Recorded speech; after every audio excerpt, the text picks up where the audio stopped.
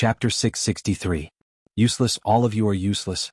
It's been 3 days and we haven't even found a shadow. What use do I have for you? In the King of Shu's mansion, the angry King of Shu flipped the table again. The local officials in Shu all lowered their heads and kept quiet out of fear. In all the counties of Shu, the bailiffs, civilians, and even the county lieutenant personally led people to patrol.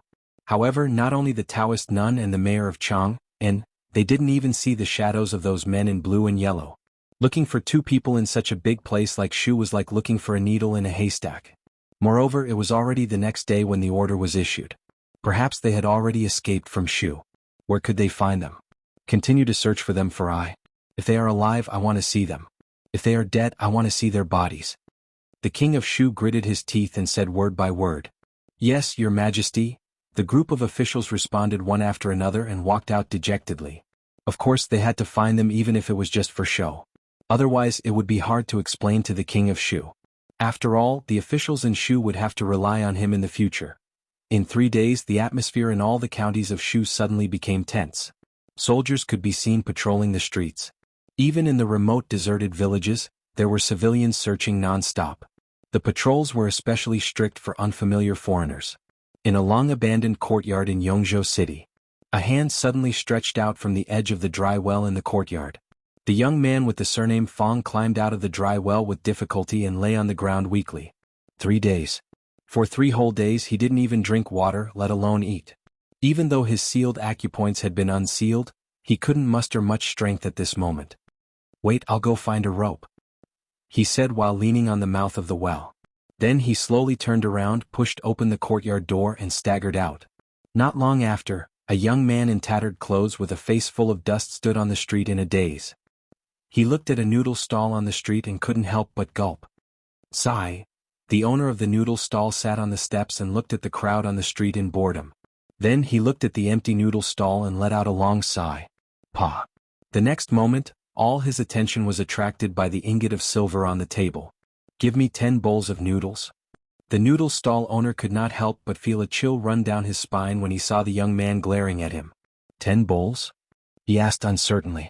"Cut the crap and hurry up."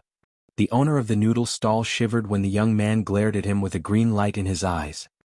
He immediately said, all right, please wait a moment, the noodles will be here soon." "Sir, your noodles are here." Soon the stall owner served a bowl of noodles. Seeing that the bowl was empty in just a few breaths' time, he couldn't help but widen his eyes. The youth with the surname Fong looked up and said angrily, "What are you waiting for?" "Another bowl." "Oh, right away. The owner of the noodle stall hurriedly moved his hands again. He glanced at the young man and cursed in his heart, "You finished the noodles that just came out of the pot in an instant. Are you the reincarnation of a hungry ghost in your previous life? Why didn't you burn yourself to death?" Only after the young man had eaten 5 bowls did the boss stop and wipe the sweat from his forehead. At this time, there were already many people surrounding the noodle stall. "Is it really that delicious?" someone asked doubtfully. He sat down at the side and said, "Give me a bowl too." A moment later he took a bite and immediately spat it out. He glanced at the young man and cursed, "How can you eat such disgusting noodles? I thought it would be very delicious. You must have starved to death in your previous life." He threw 2 copper coins on the table and was about to leave when a voice rang out from behind him. "Hey, you haven't finished your noodles." The man turned around and looked at the young man. He sneered, "I don't want to eat any more. Why do you care?" The young man glanced at him and stood up from his seat. I'll eat now." The man with a swollen face sat obediently in his seat and finished his bowl of noodles. He didn't even leave a single mouthful of soup. Under the coercion of the young man's gaze, he even refilled his bowl. Only then did he ask in a trembling voice, Is this enough?" Scram. The young man waved his hand impatiently. He looked at the boss and said, "Continue cooking." About an hour later, the boss looked at the piles of bowls beside him in astonishment. He was worried that he couldn't keep up with the speed, so he added extra portions for each bowl. The young man ate 10 bowls just like that. In the end, he even bought dozens of buns from a nearby bun stall before he swaggered off. With such an appetite, he wasn't a human at all. He was a monster. The Qi Kingdom was the most powerful country in this land. This was an undeniable fact. Even though they had lost to the Jing Kingdom in an important battle and lost 2 of their cities, the ambassador of the Qi kingdom did not gain any advantage in the competition with the Jing kingdom. However, the Qi kingdom's strength was far superior to other countries in terms of population, economy, and military. The Feng province was not close to the capital of the Qi kingdom. Could even be said to be remote. The Jing kingdom's territory was 3 days' drive to the south. However, although the Feng province was remote, it was not poor. Even in the entire Qi kingdom, it could be considered one of the richest provinces. At this moment, 2 carriages were slowly entering the city gate of the Feng province. The man was riding on the horse. He looked back and said, "Li brothers, we're just ahead. When we get home, I'll arrange for you to stay in the guest room first. After a few days, I'll find a place for you to settle down." The man smiled and said, "You're a scholar. If you don't mind, you can work as an accountant for our family. Although the salary isn't much, it's enough for the 2 of you to live in the future." Li cupped his hands in obeisance and said, "Thank you, Brother Lin." The man waved his hand and said, "Ah, you're welcome." Li smiled at him. This man, whom he had only known for 4 days, was very warm-hearted. Perhaps it was because they had gone through thick and thin together that he took good care of them along the way. In the eyes of the man in front of him and all the people accompanying him, he and Mississippi Lu were probably a young couple who eloped. Li did not explain to them what they knew. This way it would save him a lot of trouble. Mississippi Lu's injury couldn't be healed in a short time. She needed to recuperate in peace. It was not suitable for her to travel. He made the decision to settle down here temporarily after weighing the pros and cons. Although he didn't want to come to the Qi kingdom, he was forced to do so under the circumstances a few days ago. Fortunately, this place was not far from Shuzhou. It would only take him 3 days to get there by carriage. What he needed to do now was to send a letter back to Yong County as soon as possible. The news from the brothel must be on its way. When it reached the capital, Rui and the others would make arrangements. This round trip would take at least 2 or 3 months. During this period, it was a good choice to recuperate in a place that neither the king of Shu nor the Taoist nun could think of. In the past few days, Li Yi had a general understanding of the situation of the Lin family he mentioned. In this city, the Lin family could only be regarded as a small business. They ran several jewelry shops and occasionally did some international business. The girl named Lin Wanru seemed to be the current manager of the family business. The fact that the Lin family could hand over all the family business to such a young girl showed that she should have extraordinary ability. But unexpectedly, the girl looked soft and weak. She didn't look like a person with any means. When the carriage reached a certain place, the big man pointed and said, "That's the family shop in front. There's a small courtyard next to the shop. Sometimes when the shop is busy, the young lady will stay there. The young lady just said that she will have the place cleaned up in the next 2 days. You can stay there temporarily until there are other arrangements in the future." After entering Feng State City, it took less than a quarter of an hour for the Lin family to arrive. The carriage drove in from a side door. Li Yi supported Mississippi Lu. The man led them to a wing and said, "You can live here for the next 2 days. If you need anything, let me know. When the yard is cleaned up in 2 days, you can move there." Li Yi walked into the room. After looking around, he turned around and asked in surprise, "Only this room? Is there a problem?" The man nodded and asked doubtfully. Li Yi was stunned. He shook his head and said, "No. Remember to call me if there is anything." When the man walked to the door, he turned back and said. After his figure disappeared, Li Yi supported Mississippi Lu to sit on the bed and said, "It's urgent. Let's make do for 2 days. Otherwise, if the claim that they had 100,000 followers in the Qi kingdom was not an exaggeration, there might be 800 to thousands of them in Feng province. It would really be a headache. The medicine is ready." Estimating that the time was up, Li Yi extinguished the fire and filtered out the medicine. He tasted a small mouthful and couldn't help but frown. He knew that Mississippi Lu was afraid of bitterness. Rui said that she had never touched bitter things since she was a child. How to make her drink this bowl of medicine was not a small problem. "You go in." The big man stood up, waved his hand and said, "I'll go to see Mississippi." After a while, Li Yi walked in with the medicine. Seeing Mississippi Lu sitting cross-legged on the bed, he walked to the bedside and said, "Drink the medicine first." Mississippi Lu opened her eyes and looked at the black medicine. She shook her head and said, "I'll take care of myself slowly. I don't need to drink medicine." Li Yi looked at her and said, "Drink it. It's not bitter." Mississippi Lu looked at him suspiciously. Li Yi said with a straight face, "I just tasted it. It's not bitter at all. If you don't believe me, look." He picked up the bowl and drank a big mouthful.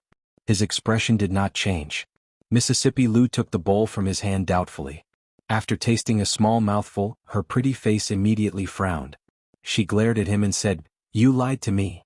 Lee looked at her and said, "Good medicine tastes bitter. Drink it quickly. You'll feel better after drinking it and we can go back sooner." "I won't drink it." Mississippi Lou put the bowl aside and glared at him for being lied to. She closed her eyes and continued to recuperate. "Drink it. Drink it and I'll give you a piece of candy." Lee persuaded her. Mississippi Lou glanced at him and said, "Childish. 2 pieces. Give it to me first." In the meeting hall of the Lin family, more than 10 people were sitting in the hall. A woman named Lin Wanru sat at the bottom. She put a thick book on the table and said, "This is the account for this time. Please take a look." As soon as she finished speaking, a thin man stood up and said, "Little Ru, Lin Fang said that you encountered bandits on your way back. Is that true?" Lin Wanru nodded and said, "We did encounter a little trouble, but it was solved smoothly in the end." "What trouble?" A middle-aged man with a short beard frowned and said, "Didn't I tell you to follow the caravan of the Bai family this time? Why didn't you come back with them? You were lucky this time. What if you encountered a bigger danger?" "Second uncle, the Bai family is the Bai family and the Lin family is the Lin family." Lin Wanru looked at him and said, "Why do we have to follow the Bai family for everything?" The man with a short beard said, "The Bai family and the Lin family are old friends. Why do you have to distinguish so clearly? Besides, when you marry in the future, second uncle, if there's nothing else, Wanru will go back first." Before the man with a short beard finished his words, Lin Wanru stood up and said directly, You. The short-bearded man pointed at him and said, "Forget it, let's not talk about this first. I heard that this time you used 8,000 taels of silver to buy a glazed ware. Such a large amount, why didn't you discuss it with us beforehand? If something went wrong, who would bear the responsibility?" "I will take the responsibility." Lin Wanru looked at him and said, "Glazed ware is extremely rare. I intend to make this glazed ware the treasure of the shop. If such a glazed ware is placed in the shop, it will definitely attract more customers. That's a good idea. We can give it a try. If it doesn't work, we can also resell it. The glazed bracelets sold by the treasure pavilion a few days ago are very expensive." After she finished her words, everyone thought carefully, and suddenly there were many voices of agreement in the hall. The man with a short beard opened his mouth and didn't know how to refute. He thought for a moment and asked, "I heard that when you came back this time, you also brought back 2 people. Who are they?" Lin Wanru thought for a moment and said, "I saved them from those mountain bandits." The man with a short beard frowned and said, "The Lin family is not a charity hall. You can't take them back after you save them. Let them go these days. The Lin family doesn't keep idle people." "They aren't idle people." Lin Wanru looked at the short-bearded man and said, "That scholar is the accountant I just hired. A few days ago, Uncle Su said that his eyes were blurred from old age and he could no longer read the account books. He told me to hurry up and find a new accountant to replace him so that he can retire. That scholar is the new accountant. The accountant is such an important position, how can we let an unknown outsider do it?" The man with a short beard shook his head and said, "No, I don't agree. Father handed over the family business to me before he died. It doesn't matter if second uncle doesn't agree." Lin Wanru looked at everyone and said, "In 2 days I will let him take over the accounts from Uncle Su. Does any uncle have any objections?" The man with a short beard looked back and gave a look to the others. "I think what second brother said is reasonable. The accountant is so important, how can we let an unknown outsider do it? No, I also don't agree with this. Xiaoru, you should find another one." Immediately many people stood up and spoke. The woman called Lin Wanru looked at them and nodded. She said, "Since no one agrees, then this matter is decided." Chapter 665. Look at that, look at that. The short-bearded man pointed at Lin Wanru's back and said angrily, "This girl is getting more and more outrageous. Does she still have any respect for us elders? She's already like this now. In a few years when she gets married, the Lin family will no longer have the surname Lin. She has become more and more arbitrary in the past 2 years. If this goes on, the Lin family will become her own Lin family." After Lin Wanru left, the meeting room immediately became noisy under the leadership of the short-bearded man. All right. An old man sitting at the head of the table waved his hand, stood up and said, "That's enough. It's not the first time you've seen her like this. You've been given the money every year. Just take the money honestly and don't meddle in the business affairs." The old man glanced at the crowd and slowly walked out with his hands behind his back. The short-bearded man's face alternated between red and white. After a moment, he waved his hand and said, "In any case, I don't agree to let an outsider manage the accounts of the Lin family. I'd like to see what kind of person she brought back." After that, he snorted coldly, flicked his sleeves and left. In the small courtyard, the woman named Lin Wanru put 2 thick account books on the stone table and said, "It's not a problem to let you stay in the Lin family for a while, but there must be a reason. Otherwise there will be some trouble. I'll leave these 2 account books with you. If anyone asks, tell them that you're my new accountant. If you have any other plans in the future, you can leave at any time." Li nodded and said, "Thank you, Miss Lin." "Don't thank me." Lin Wanru looked into the room and said, "Although you are a scholar, but since you have come this far, you should put away that weak scholar act and act like a man. In the future, when you two live and start a family, it won't be as simple as studying. A woman can do this for you, I hope you won't let her down." After saying this, she turned around and left. Li Yi stood there in a daze, his expression somewhat blank. The man walked over and patted him on the shoulder, saying, "Mrs. Ant ran away with a scholar despite her family's objections. Later, the scholar had a new lover, and then that young lady's ending wasn't very good." The man sighed and said, "He passed away less than 2 years after returning to the Fu. Young Miss used to be closest to him, so she has always had prejudice against scholars." Li Yi's face was filled with astonishment. He never thought that Miss Lin would have such an experience. In that case, if he and Mississippi Lu hadn't been misunderstood by her, they wouldn't have received such care along the way. The man patted him on the shoulder again and said, "So, you should treat this young lady a little better. What my young miss hates the most is people who abandon others after they have used them." Li Yi came back to his senses and nodded, saying, "Don't worry, I will definitely treat her well. Li brothers, you don't look like that kind of person. I believe you, otherwise young miss wouldn't take care of you like this." The man smiled and waved his hand to leave. Li Yi shook his head. When he was about to walk back to his room, a voice suddenly came from behind him. "Stop." He turned his head and saw a few figures step into the small courtyard. The leader was a middle-aged man with a short beard. The 2 people behind him were obviously lackeys and could be automatically ignored. The middle-aged man looked at him and asked, "You are the accountant that Wanru hired?" "That's right," Li replied. The man in front of him seemed to have a trace of hostility towards him. From the way he addressed Miss Lin and the information he got from the man, it should be the trouble that Lin Wanru mentioned earlier. The middle-aged man looked at him and said in a threatening tone, "I don't care what she promised you. I just want to give you a piece of advice.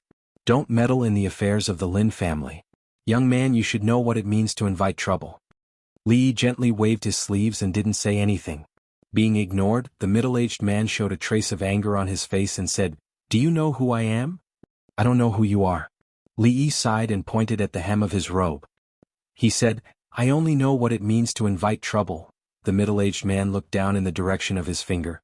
Then his expression changed greatly. He didn't know when, but the hem of his robe was burning. Beside his feet was a pot that was used to boil medicine. At this time, the fire under the pot was so strong that it actually burned the hem of his robe. "Second master, there's a pond outside." A person beside him saw him struggling to unbutton a row of buttons on his robe and said hurriedly. The second master was stunned for a moment when he heard this. Then he ran outside. "No manners. Don't you know to close the door?" After the 3 of them left in a hurry, Li Yi walked over to close the courtyard door. When he walked back again, he waved his sleeves casually and blew part of the fire to the side. Next, he just needed to use a small fire to boil it for a while. Mississippi Lu, who had changed her clothes, walked out and sat on the stone bench in the courtyard. She asked, "When are we going back?" She couldn't always wear the clothes of the inn's manservant. When Miss Lin came just now, she asked someone to bring food and some clothes for her. "When your injury is better," Li Yi said as he poked the fire. Going back could not be rushed for the time being. Now he had to think of a way to get some money.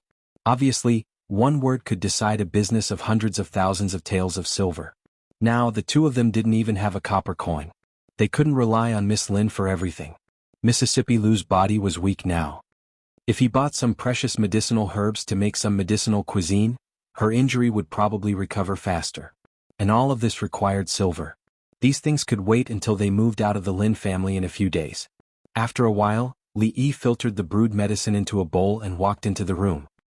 He looked at Mississippi Lu and said, "It's time to take the medicine." Mississippi Lu looked up at him and stretched out her hand. "There's only one left." Li Yi put the last milk candy in her hand. "Then drink half." Mississippi Lou put the candy away and said.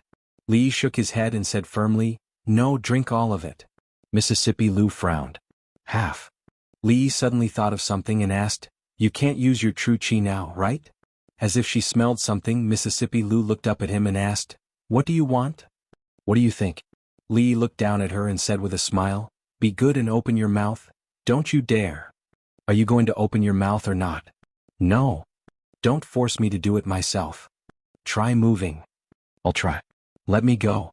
Just you wait.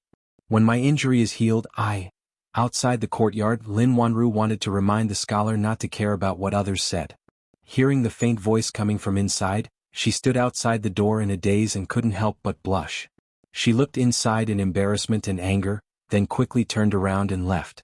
After a while, Li walked out of the room and saw the 2 account books on the stone table in the courtyard. He walked over slowly. Chapter 666. In June of the first year of Jianghu, from the moment he saw Mississippi Lou on the horse for the first time, he had lost countless confrontations with Mississippi Lou. It was the first time that Li Yi was in an absolute advantage. Finally he could hold his head high and sing like a surf. Even his mood inexplicably became better. He picked up the 2 account books and casually flipped through them. He usually asked others to check the accounts. He had never experienced the feeling of being an accountant. He shook his head and turned into the room. In the room, Mississippi Lou sat on the bed and looked at him coldly with eyes as sharp as swords. Anyway, she couldn't beat him now. Maybe when she recovered, she wouldn't be able to beat him anymore. Thinking about it, he was a little expectant. Sitting at the table, he opened the 2 account books and read them carefully. Achoo. Somewhere in the Lin mansion, a short-bearded man wrapped in a quilt sat on the bed and sneezed fiercely. Yesterday his clothes caught fire and he jumped into the pond in the mansion in a hurry. Although he wasn't burned, he felt dizzy the next morning. The doctor said that he had caught a cold and had to stay at home to recuperate these days. This caused his dissatisfaction towards the new accountant in the manor to almost reach its peak. A young man stood in front of the bed and said with a frown, "Father, big sister is too much. She simply treats the Lin family as her own. This can't go on. I only asked her for 100 taels of silver today, but she didn't give it to me. She even asked me where I spent the 200 taels of silver last time." The short-bearded man waved his hand and said, "I know. Go and call your 3rd uncle and 4th uncle." "Okay, I'll go right away." The young man answered, stood up and walked out of the door. "Wait a minute." The short-bearded man stopped him and asked, "Where did you spend the 200 taels of silver last time?" The young man was stunned and said, "I donated it to Miss Xianxia in the top courtesan competition of Spring Fragrance House." "You are generous to throw 200 taels of silver to a prostitute like this." The middle-aged man waved his hand and said, "Go. When you come back, go to the ancestral hall and kneel for 4 hours." The young man who was about to step out stopped. Li Yi gave a long stretch and a crackling sound came from his body. After more than a month of bumping, he didn't eat or sleep well. He finally slept on the bed for a day, but now he had to sleep on the ground again. It was better to move out as soon as possible. This morning he was going to take a look at the Lin family's shop. He had made an appointment with the man named Lin Yong yesterday. On the way he was going to tidy up the yard there. If he was fast he could move in tonight. "Li brothers, have you woken up? We're about to go." Just as he finished washing up and walked into the courtyard, the big man was already shouting outside the door. "I'm coming." Li Yi stood in the courtyard and replied to him. He then returned to his room to inform Miss Lu before opening the door and walking out. The burly man called Lin Yong walked over and urged, "Hurry up, young miss should have already gone out by now." Li Yi waved his hand. "Let's go." The Lin family owned a few jewelry shops in Feng Prefecture. Although they were not considered as wealthy merchants, they were still quite well off. The shop they were going to was located in the most prosperous area in the center of the city. The name of the shop was pretty good. Fragrant Forest Park. The name of this jewelry shop was very unique. When a scholar was tired of studying and wanted to relax, he would walk on the street and look up, and coincidentally see such an attractive brothel. Therefore he happily entered the shop, but because he touched a female employee's hand, he was surrounded by people. He couldn't escape the crime of taking liberties with a woman. Helpless, he could only spend 100 taels of silver in the shop to settle the matter. Otherwise he would be reported to the authorities. Unfortunately, there were only male employees in the shop. It was obvious that Miss Lin had not thought of such a good way to make money. "These are all valuable things. You guys move slowly. Put this down, I'll do it." The man in front directed the workers to unload the goods from the carriage. Among them, there were many goods that were transported from the Jing kingdom. Although the Jing kingdom lagged behind the Qi kingdom in many aspects in terms of economy and military, it was far ahead in terms of fashion. It was the target of pursuit by all the neighboring countries, including the Qi kingdom. Rui Du, perfume, soap, and women's bras were popular in the Jing kingdom. They were also very popular in the Qi kingdom. Many merchants had shipped these goods from the Jing kingdom to the Qi kingdom and made a fortune. If the old emperor saw this scene, he would be very pleased. In some aspects, the Jing kingdom had subtly influenced many neighboring countries. Put this in the most conspicuous place. Be careful. This horse is worth 8,000 taels of silver. If it's damaged, you won't be able to pay for it even if you sell yourself. Li Yi saw the man take out an item from the box and put it in a place where he could see it as soon as he stepped into the shop. He couldn't help but be stunned. After a while, he slowly walked over and asked the woman, "Miss Lin, did you also buy this horse from the Jing kingdom?" Lin Wanru glanced at her and said lightly, "This is called Flying Swallow Horse." Of course, Li Yi knew this horse was called Flying Swallow Horse. The 4 words on the pedestal were made by him. This Miss Lin treated him and Mississippi Lu well. Li Yi really felt bad for letting her spend 8,000 taels of silver to buy such a thing. Her situation in the Lin mansion was not very good. If she really sold Lioli as glass, wouldn't she be blamed by those people? As a person who knew how to repay kindness, he would remind her to change hands as soon as possible if there was a chance in the future. Otherwise he would feel even worse. However, this Miss Lin didn't seem to be in a good mood now. There was still a long way to go. It wouldn't hurt to tell her in a few days. That girl is still injured. Hearing her sudden words, Li Yi turned his head in confusion. He didn't know why she suddenly said this. Lin Wanru glanced at him. Her expression was slightly abnormal. She said, "During this period you'd better control yourself." "Control? Control what?" Li asked doubtfully. This time Lin Wanru didn't answer. She directly turned her head and left. Inexplicable. Watching her leave in a hurry, Li Yi shook his head. He walked over and asked the man, "Brother Lin, where is the nearest pawn shop?" "Pawn shop?" A trace of doubt appeared on the man's face. He asked, "Why do you ask about the pawn shop? If you don't have money, just tell me. You can take some from me first." Li Yi shook his head and said, "I happen to have some useless things on me. I want to pawn them." "Okay." The burly man nodded, pointed in a certain direction and said, "The pawn shop is quite far from here. Walk forward from here. Do you see that cloud? Walk to the bottom of that cloud, turn right into a street and then turn left. You still have to walk for about 2 more streets and then, the man scratched his head and said, "I only remember this much. When you get there you can find someone to ask." Li Yi was proud of his sense of direction to be able to find this pawn shop with such an unreliable way. He looked at the 2 big words pawn shop erected at the door of the shop and walked in. Chapter 667. Inside a pawn shop in Feng State City. The pawn shop's manager was a middle-aged man with a big belly. He wore a robe embroidered with copper coins. His eyes were so small that they were almost invisible when he squinted. He was holding a jade pendant in his hand and carefully examining it. After a while, he put down the jade pendant and looked at the man wearing a bamboo hat in front of him, saying, "I'm sorry, sir, but we can't accept this jade pendant." "What?" The man wearing a bamboo hat had an ethereal voice, and his age was indiscernible. The shopkeeper changed the topic and asked, "May I ask, sir, where did you get this jade pendant from?" "I picked it up," the man replied lightly. As a pawn shop manager, he had heard this kind of excuse many times in his life. He smiled and said, "Without the permission of the emperor, even a prince can't wear such a jade pendant. Either the person who made this jade pendant is extremely daring, or the person who stole it has eaten a bear's heart and a leopard's gall. Our shop is small, so we don't dare to accept this kind of thing. If that's the case, then I'll take my leave." The man wearing a bamboo hat put away the jade pendant and turned to leave without hesitation. He didn't expect that the other party would be so straightforward.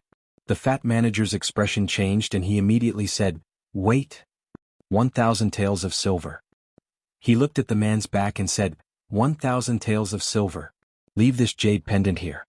I can't go any higher. Let me tell you the truth, no one in Feng State City would dare to accept this jade pendant except for me. The quality of this jade pendant was the best. It was shaped like a 5-clawed golden dragon that only emperors could have. Of course, this didn't mean that this kind of jade pendant only appeared in the royal family. Some officials who had great merits or were extremely favored would often be rewarded by the emperor, They would be able to own some royal items, but these things were treated as family heirlooms and rarely leaked out. Because of this, the value of these items was extremely high. Although they couldn't be sold openly, there was actually a market for them secretly. The manager walked to the door and closed it. He then slowly said, "How about it? Do you want to consider it?" After a quarter of an hour, a man wearing a bamboo hat came out of a pawnshop in Feng State City with a bag in his hand. 1,000 taels of silver sounded like a lot, but it wasn't heavy at all. In the future it would only be about 60 pounds. Buying medicinal herbs and other things required a lot of silver. The most valuable things they had were Mississippi Lou's autumn water and the jade pendant hanging on it. Mississippi Lou wouldn't sell the jade pendant even if she was beaten to death. He forgot when she had asked for that jade pendant from him. A dragon-shaped jade pendant was rarely seen. It was probably given by the old emperor. He didn't expect that it would come. As for the bamboo hat on his head, he had just bought it on the street. He had even borrowed a few taels of silver from the burly man surnamed Lin. Although no one here knew him, it was better to be vigilant just to be on the safe side. After all, he had a bamboo hat and a middle-aged man, Bai and Li, and He Ling. On his way here, he passed by a medicine shop and wanted to buy some useful medicinal ingredients. Li took a few steps and suddenly stopped. He turned his head to look and saw two shadows flashing into the alley. Li didn't stop and continued forward. "Big brother, that man just came out of the pawnshop. His bag was bulging. He must have pawned something good. He's alone. Let's follow him. We might be able to kill a fat sheep this time. Contact third brother. We have a job." Whispers could be heard coming from a small alley somewhere. After an hour, Li came out of a pharmacy. He looked back and shook his head. How was this buying medicine? This was robbery. 1,000 taels of silver was gone in an instant. All he got was a small bag of medicinal herbs. It seemed that the difficulty of seeing a doctor and buying medicine had been like this since ancient times. He stood at the entrance of the pharmacy and looked in a certain direction. After walking for a short distance, he turned and walked into another alley. Chance. In the crowd, several people's faces lit up, and they quickly walked towards the small alley. Where is he? After a while, they looked at the dead end in front of them. They looked like they had seen a ghost. They clearly saw the man wearing the bamboo hat walk in here. How did he suddenly disappear?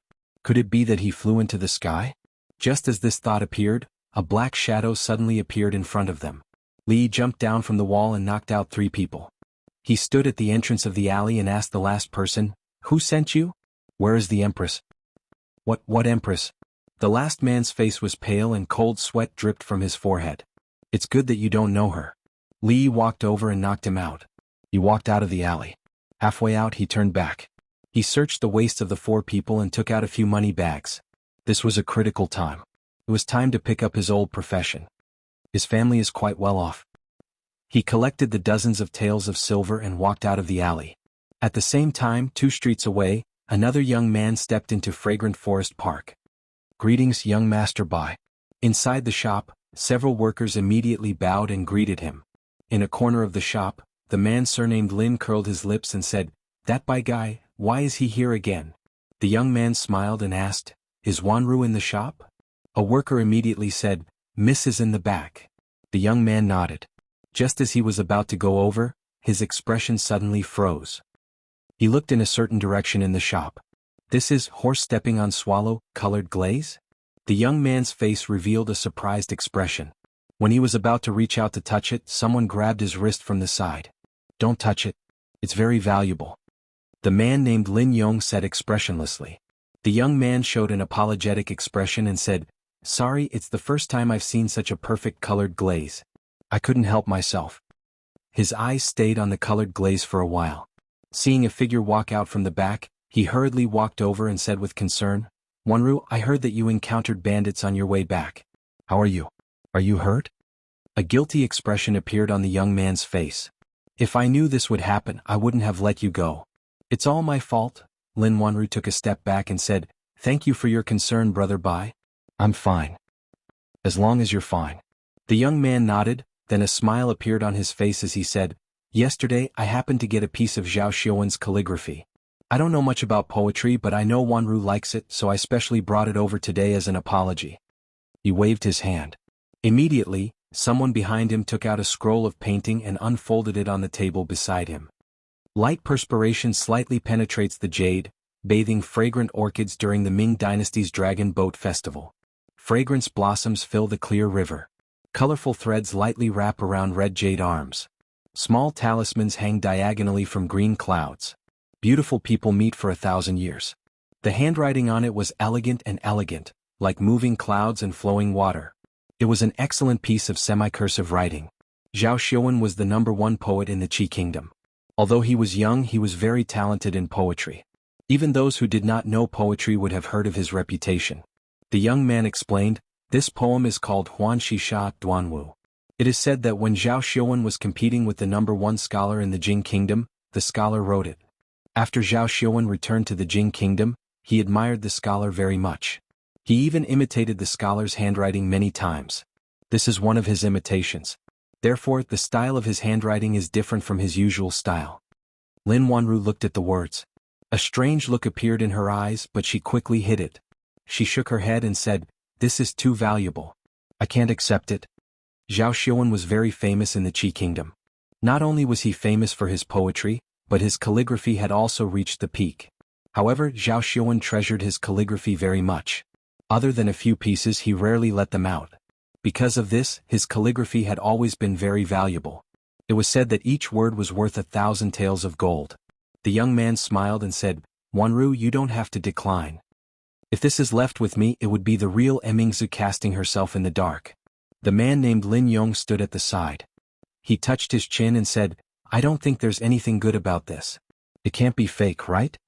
A servant behind the young man said angrily, "You fool, do you think you can understand Lord Zhao's words? I don't understand. Do you?"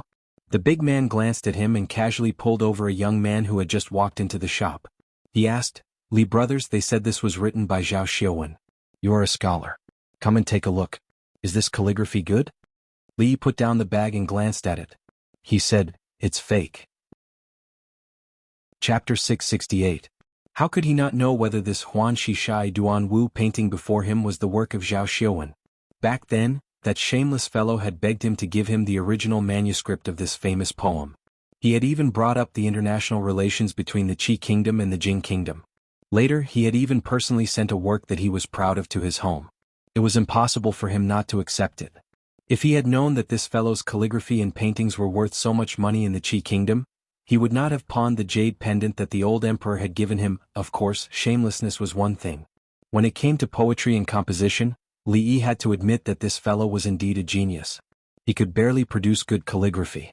There was no need for him to copy Wang Shiji's semi-cursive script into such a cowardly appearance. If anyone dared to say that this piece of calligraphy was written by Xuanhuan, Xuanhuan himself would probably want to beat that person up. The man curled his lips and said, Look, even the Li brothers are saying that your calligraphy is fake. Hurry up and take it back." Before the young man could speak, the servant beside him immediately jumped out and said loudly, "Who are you? If you say it's fake, then it's fake. My young master spent 2,000 taels of silver to buy it. If you don't know anything, then don't speak carelessly." "Brother, are you saying that this piece of calligraphy is fake?" The young man did not get angry. Instead, he revealed a smile and looked at him as he asked. Li shook his head and said, "The calligraphy can't be said to be fake. However, if you insist that it was written by Xuanhuan, then it's a little fake." The young man asked again, "Brother, do you have proof?" Lin Wanru, who was at the side, tilted her head to look at him and shook her head slightly. Although Xuanhuan was famous in the Qi kingdom, it did not affect the Jing kingdom. He might not even know who Xuanhuan was, so how could he know Xuanhuan's calligraphy? Even she, who was extremely familiar with Xuanhuan's handwriting, could not tell that this piece of calligraphy was fake. How could this poor scholar who was picked up on the road be able to tell? If he spoke so casually, he would be put on the spot later. Evidence? Li Yi casually took a pen from the counter and scribbled on another piece of paper before saying, "Coincidentally, I am just like Xuanhuan. I admire the #1 scholar in the Jing kingdom who is handsome, elegant, literary, and peerless in martial arts. I like to copy his handwriting. Sire, surely you don't think that the famous Xuanhuan of the Qi kingdom is inferior to a nobody like me?" Li put down the pen and the piece of paper. When Lin Wanru and the young man looked over, they couldn't help but be stunned. There was only one sentence on that piece of paper. It was the last sentence of the Huanxia Duanwu, "Beauty meets for 1,000 years. If there was no comparison, there would be no harm." Although Lin Wanru could not be considered a talented girl, she had received the education of a noble lady in the Lin family since she was young, so she still had the basic ability to distinguish between good and bad. This sentence, "Beauty meets for 1,000 years," was indeed much more pleasing to the eye. Just now, she had thought that the painting that Baiyu had sent over was Zhao Xiuan's authentic work. Now, it seemed that this scholar's writing was even more authentic than Zhao Xiuan's. Zhao Xiuan was a role model for the scholars of the Qi kingdom. Naturally, he would not be defeated so easily by a scholar he had picked up from the streets. The only explanation was that this was not Zhao Xiuan's authentic work. The youth surnamed Bai's face alternated between green and red. After a while, he sighed and cupped his hands towards Li Yi, saying, "It was this Bai's poor eyesight that allowed me to be deceived by others. Thank you for the reminder, brother. I am Baiyu, may I know your name?" Li Yi cupped his hands and said, "Brother Bai is too polite. Just call me Li Xian." "Wanru, I am truly sorry. It was all my negligence." The young man nodded at him. Then he looked at Lin Wanru and said apologetically, "I still have some matters to attend to. I will take my leave first." The young man came quickly and left just as quickly. Of course, before he left, he took the authentic work of Zhao Xiuan with him. It was no wonder that this Miss Lin was not interested in him at all. He did not care at all when it came to picking up girls. He either did not give her a gift or gave her a fake one. Most importantly, he was exposed in front of her. For someone like this to be able to pick up girls, he must be very rich. The man asked with a gossipy expression, "Li brothers, you said earlier that the #1 scholar of the Jing kingdom was handsome, elegant, literary, and unparalleled in martial arts. Is that true or false? Isn't he a scholar? How could he be unparalleled in martial arts?"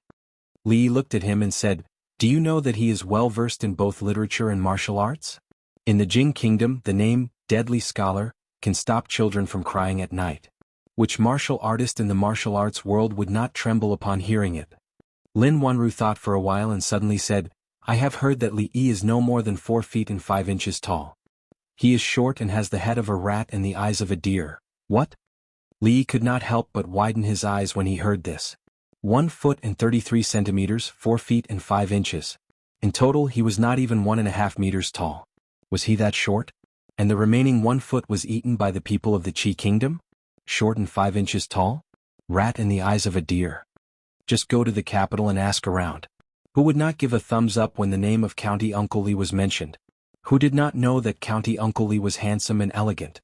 He was the object of love for countless girls in the capital, regardless of gender and age. Slander, this was a shameful slander. He said with some embarrassment and anger, "Who said this?" "That is what people say." Lin Wanru put away the piece of paper and said, "However, you are from the Jing kingdom, so you should have seen the #1 scholar." "It seems that the rumors are wrong," Li Yi agreed with her words and said, "Wrong. It is not just wrong, it is a big mistake." The man nodded and said, "I think so too. No matter what, he is the #1 scholar. He must be much better than Baiyu, that pretty boy." "You are right. County Uncle Li is naturally not comparable to those pretty boys." Li Yi nodded and said. The man looked at him with a strange look and said, "Aren't you scholars all pretty boys? Young master, that guy dared to deceive us with a fake. Report him to the authorities immediately." On the street, a servant behind the young man said angrily while gritting his teeth, "You don't have to worry about this." The young man stopped in his tracks and turned around to say, "Find out the background of that Li Xian and his relationship with Wanru." "Yes, young master." The servant was stunned for a moment and immediately replied. At the same time, in an alley somewhere in the city, a figure slowly climbed up with the help of the wall. He rubbed his slightly aching head and shook the 3 people lying around him to wake them up. "What happened just now? I think I was knocked out.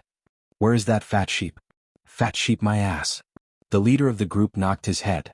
He thought it was a fat sheep, but he did not expect to be blocked by a tiger. Not only did he get beaten up, but he also lost his wallet. Next time, keep your eyes open.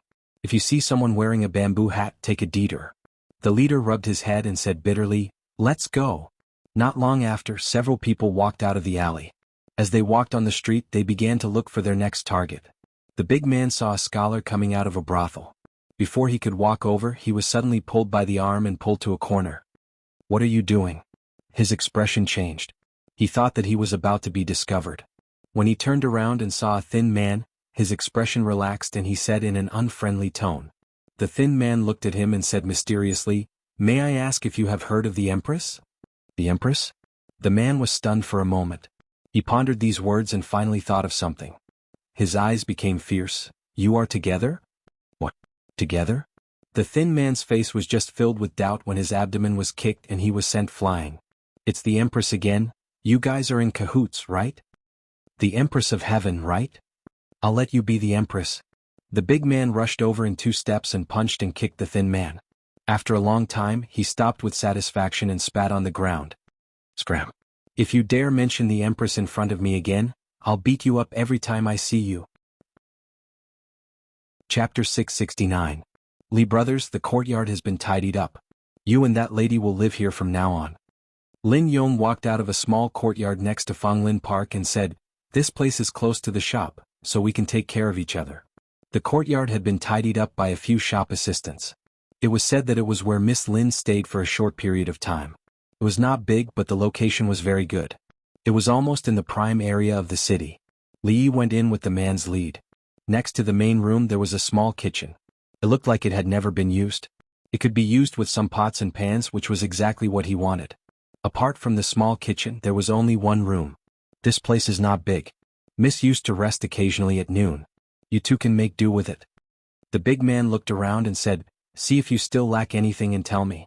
Tomorrow Miss will have someone send it over from the mansion. Li shook his head and said, thank Miss Lin for me, but there is no need. We can slowly add the rest in the future. After the man left, Li first bought 2 bolts of cloth from the cloth shop outside and hung them in the room, dividing the bedroom from the middle.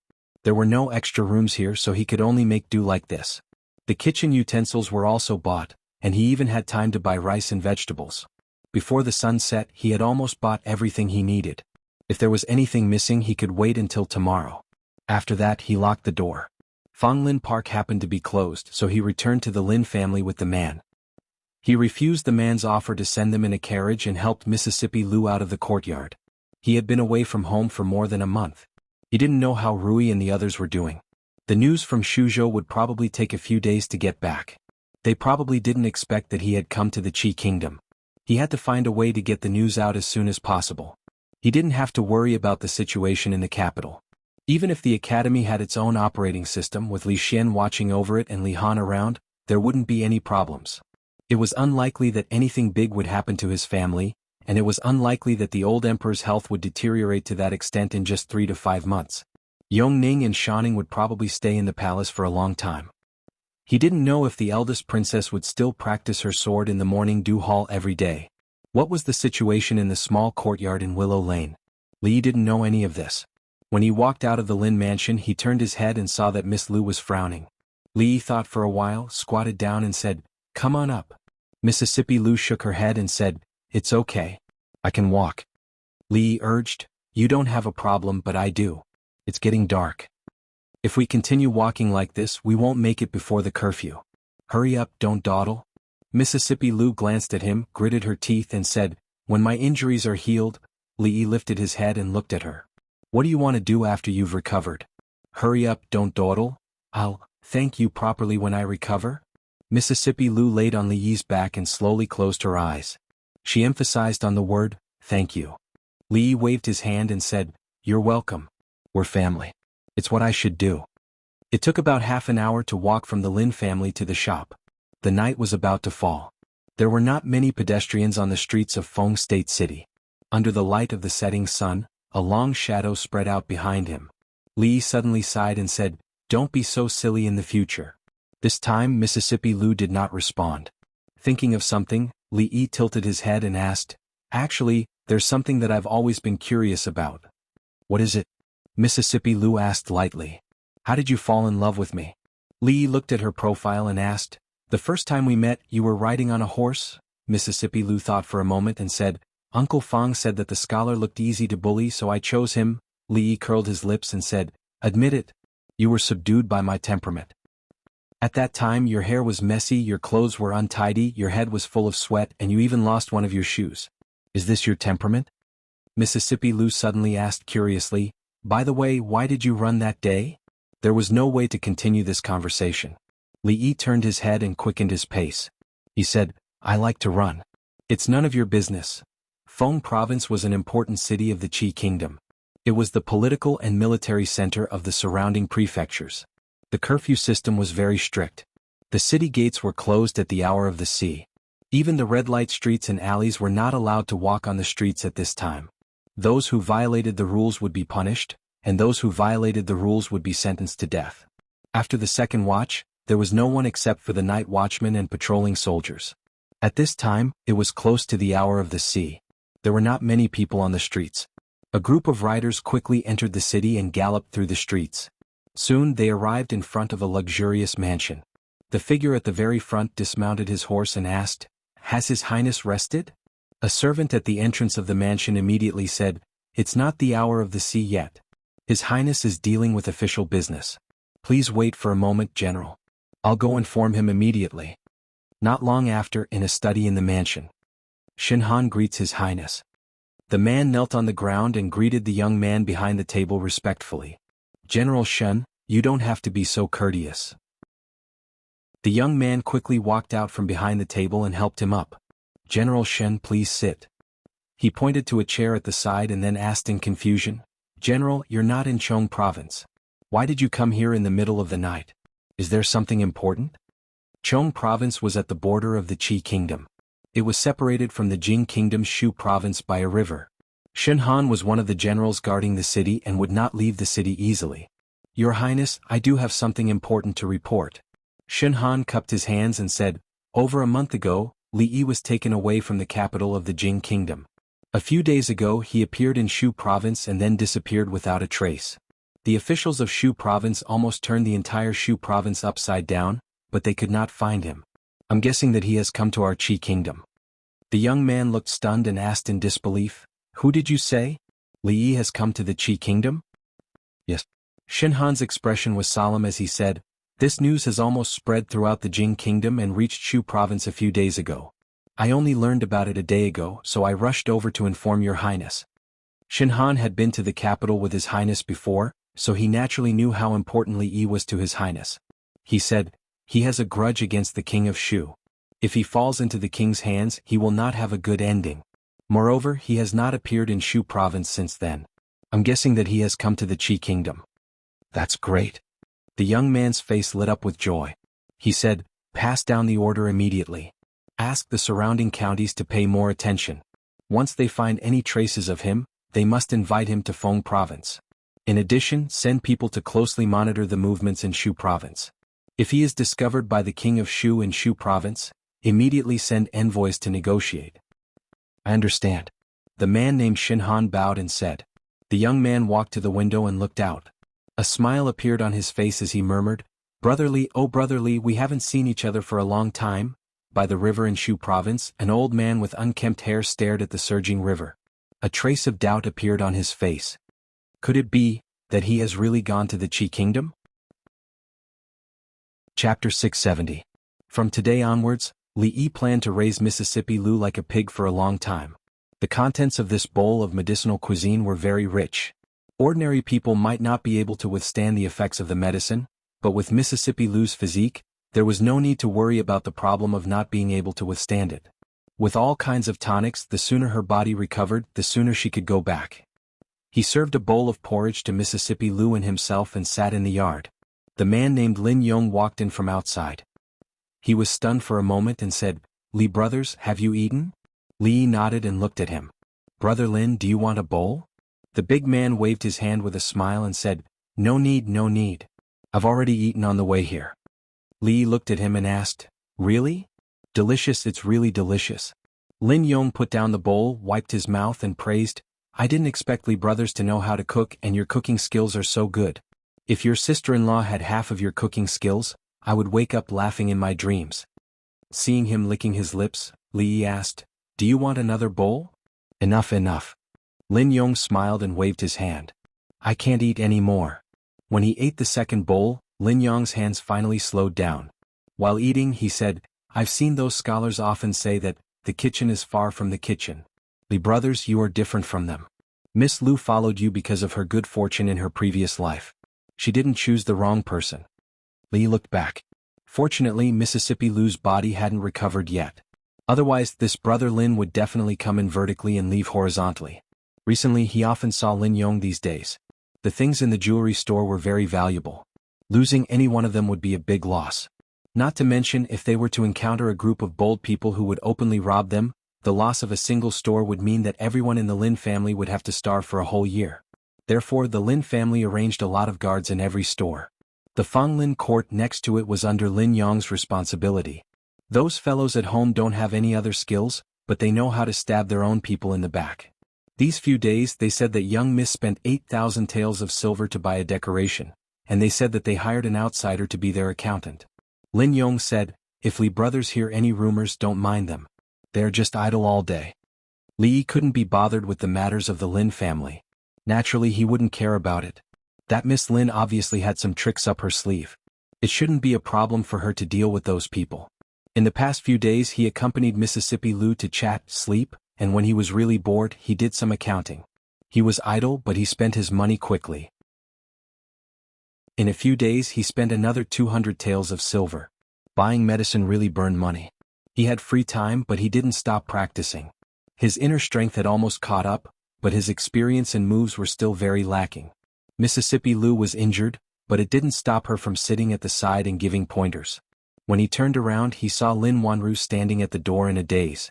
A trace of surprise appeared on Li Yi's face. He said, "Miss Lin, what's the matter?" Lin Wanru came back to her senses and shook her head. She said, "It's nothing. I'll leave first." It was just that every time she was upset she would come here out of habit. This time she forgot that she had arranged for the eloping couple to stay here.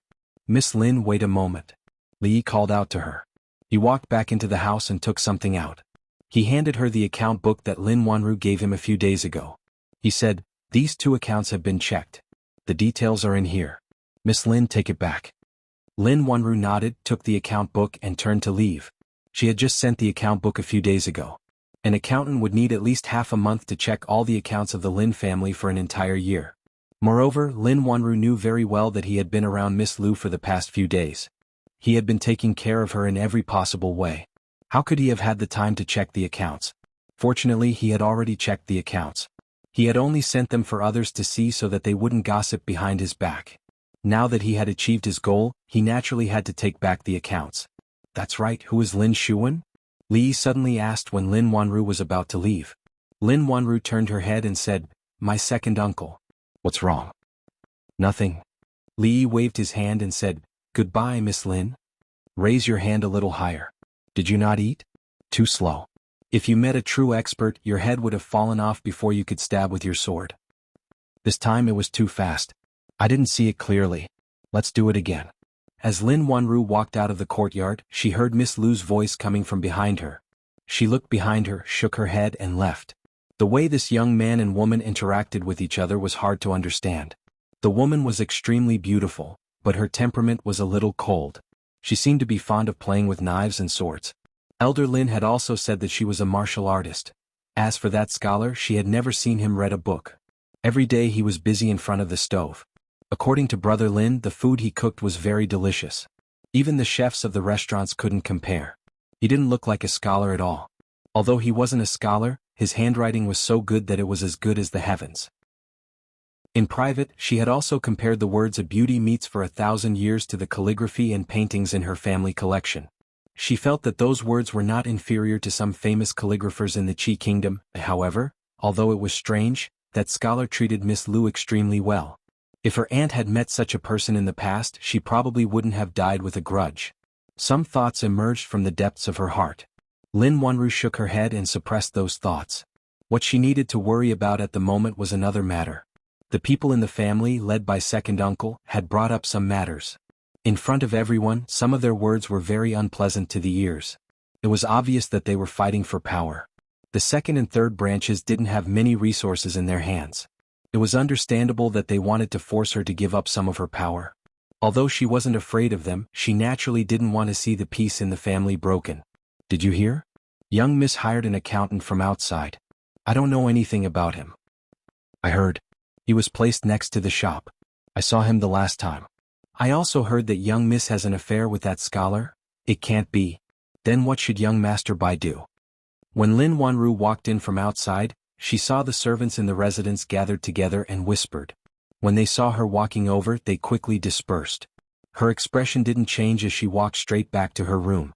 She placed the account book on the table and opened a book of poems. Not long after, a maid came in from outside and said, "Young miss, second master wants you to go to the meeting hall." "Got it." Lin Wanru nodded and stood up. Her wrist accidentally brushed against the side of the table and an account book was accidentally swept off. She bent down to pick up the account book. When she saw a few pieces of paper fall out, she was slightly startled. Lin Xuan. At first glance, she saw a name written densely on that piece of paper. She also picked up the other pieces of paper. After looking at them carefully for a while, she put the account book to the side. It was only now that she finally understood what that scholar meant when he asked that question. Chapter 671. In the meeting room of the Lin family. Look at the accounts. The total income of the 3 shops last year was 10% less than that of the year before. The investment was obviously more, so there should be more surplus.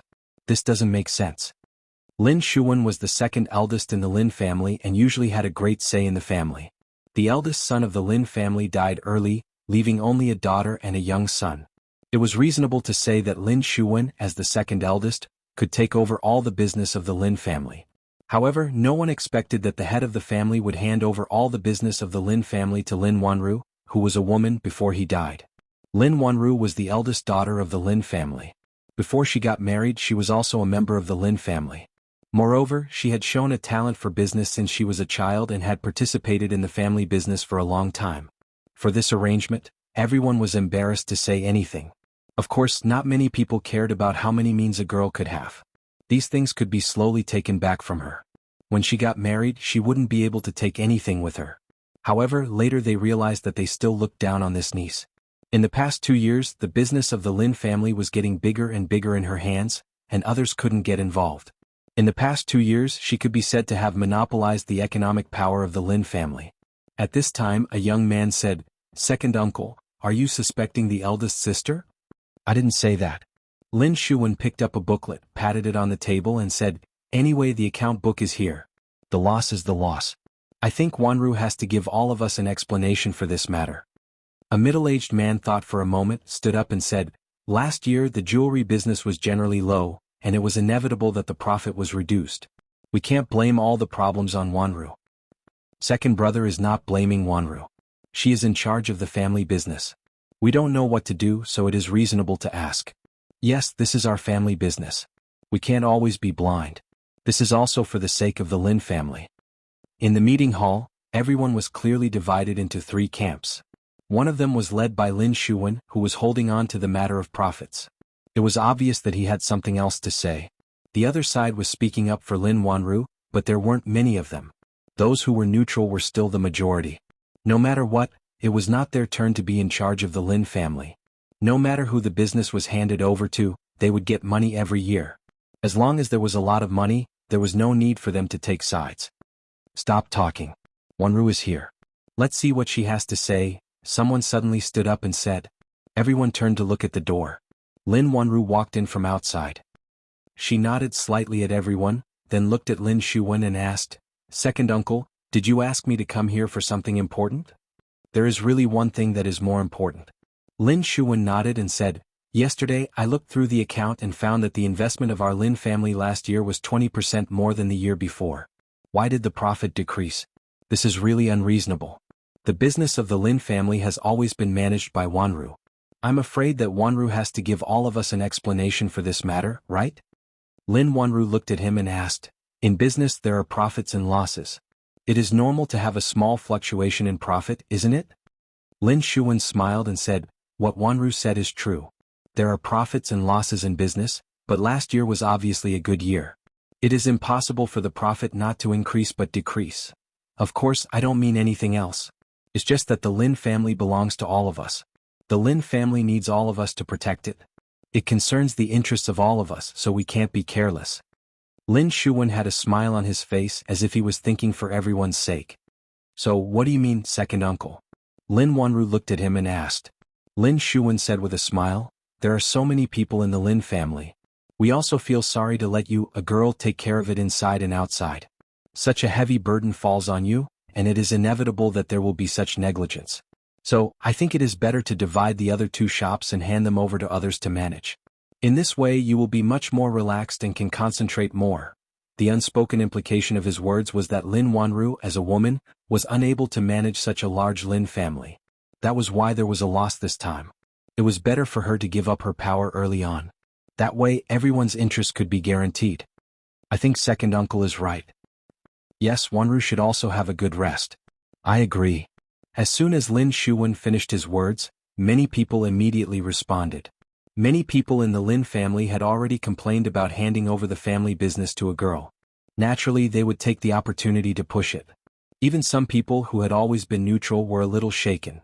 Lin Wanru sighed and said, "We are all family, second uncle, why do you have to be so persistent?" Lin Xuan's expression changed when he heard that. He said, "Wanru, what do you mean? Second uncle is also thinking for the Lin family and for you. Do you think second uncle is harming you? So, second uncle is really not going to let us go this time?" Lin Wanru looked at him again and said, You really take my good intentions for ill intentions." Lin Xuan said with a face full of anger, "I am doing this for the Lin family. Why can't you understand?" In that case, Lin Wanru looked at him and said, "From today onwards, second uncle doesn't need to worry about the supply of goods from the shop in the north of the city. I will arrange for someone else to take over." After saying that, she turned to look at the other 2 people and said, "Third uncle, fourth uncle, you don't need to go to the shop today. I will arrange for a new shopkeeper as soon as possible." As soon as Lin Wanru's voice fell, the hall suddenly became quiet. Many people raised their heads and looked at her in disbelief.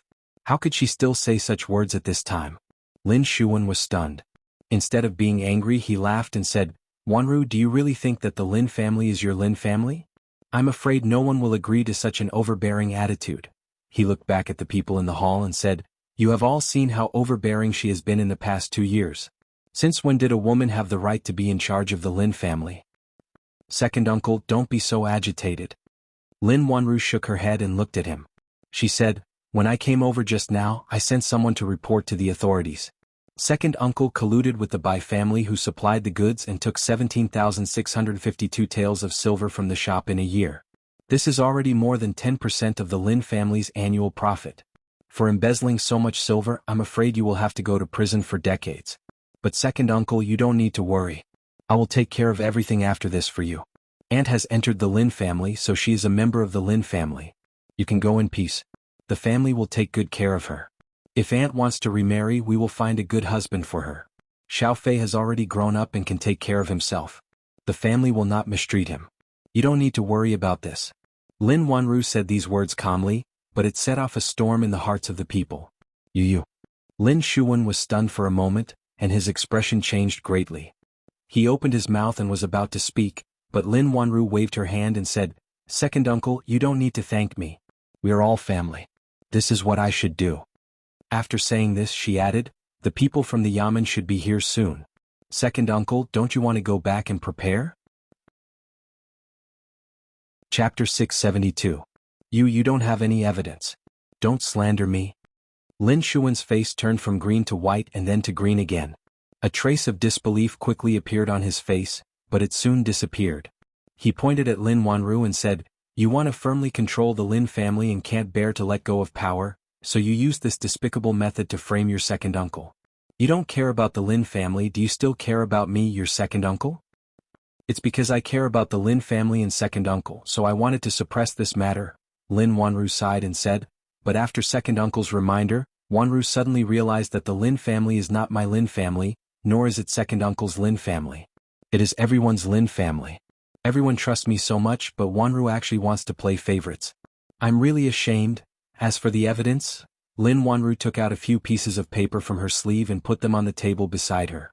She said, "These are the evidence of second uncle's corruption in the past year. They are written clearly one by one.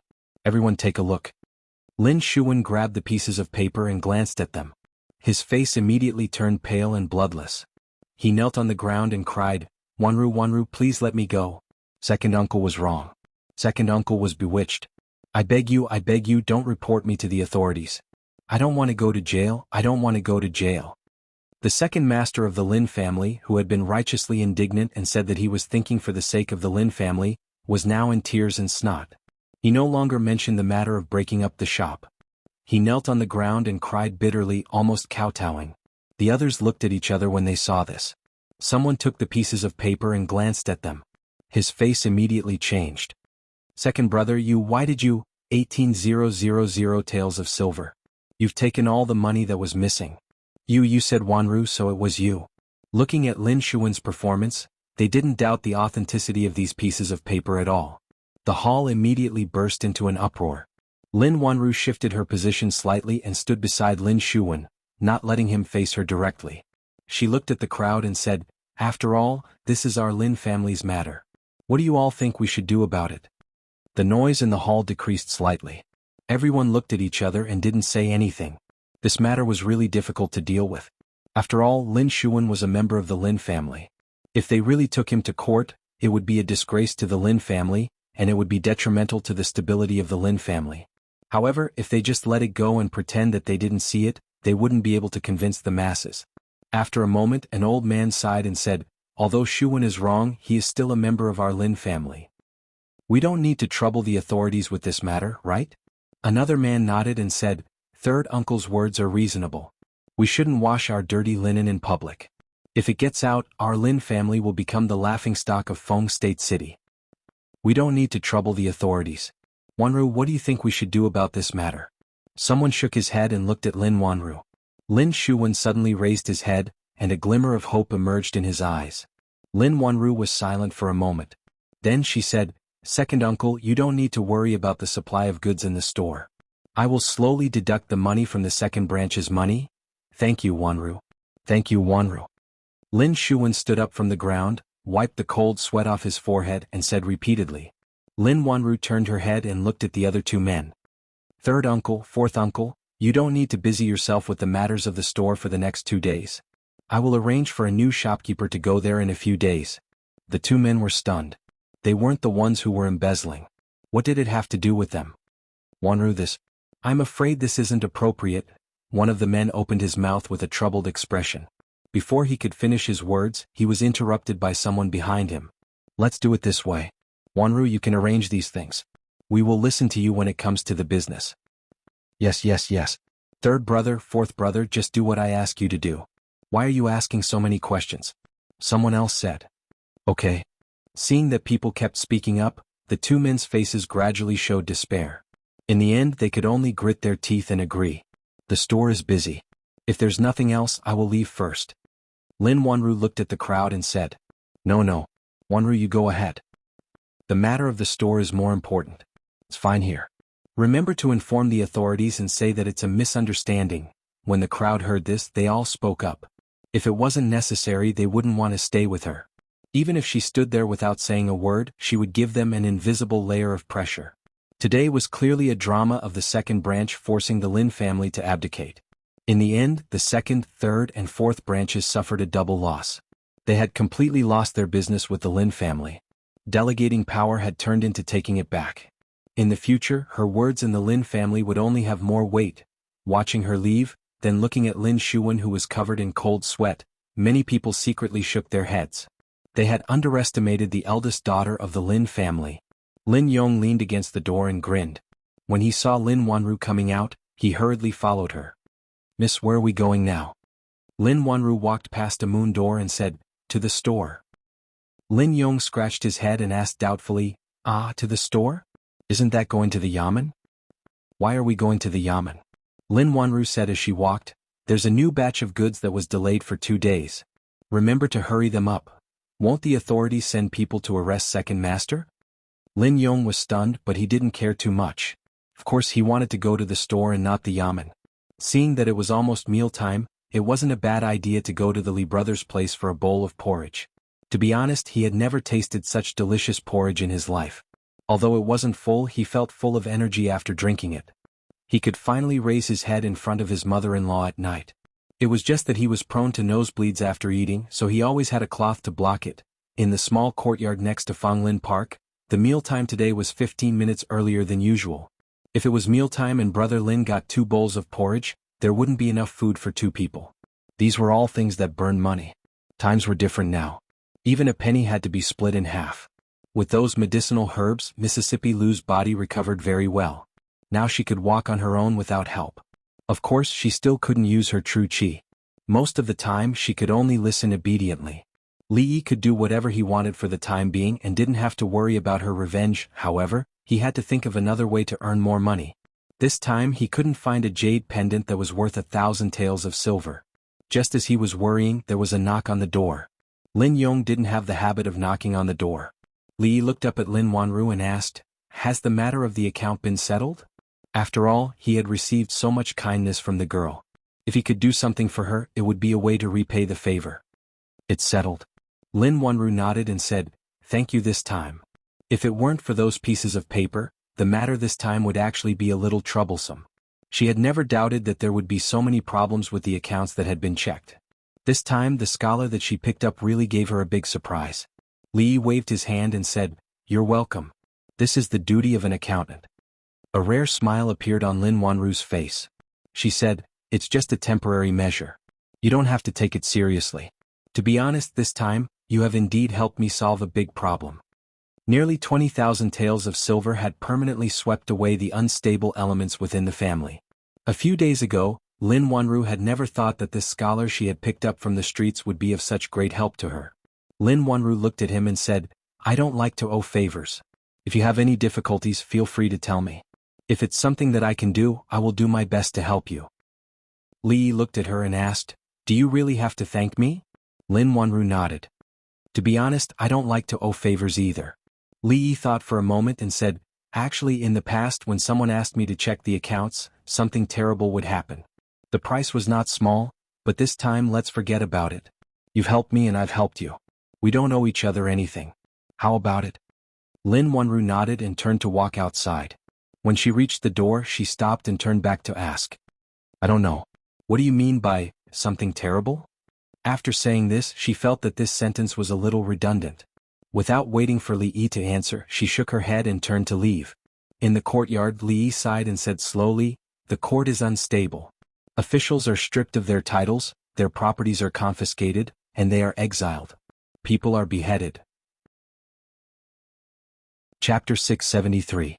Confiscation, banishment, beheading, Lin Wanru murmured as she walked back to the shop. Then she shook her head and walked into the shop. When the man called Lin Yong saw her, he immediately walked over and said with a smile, "Miss, we really made the right decision to buy this horse this time. Many people have come to see it these past few days. There's a lot more business every day than before." Colored glaze was a treasure among treasures. It was rare to see it even in a jewelry store, let alone such a large horse stepping on a swallow. These days the flow of customers in Fanglin Garden had greatly increased. Although many people came to see the colored glaze and gain knowledge, it was indeed a great boost to the business of the shop. Lin Yong looked at the colored glaze with his eyes shining. He said, "Many people came to inquire about the price of this treasure, but I refused them all. This is the most precious treasure of our Fanglin Garden. I won't sell it no matter how much money you offer."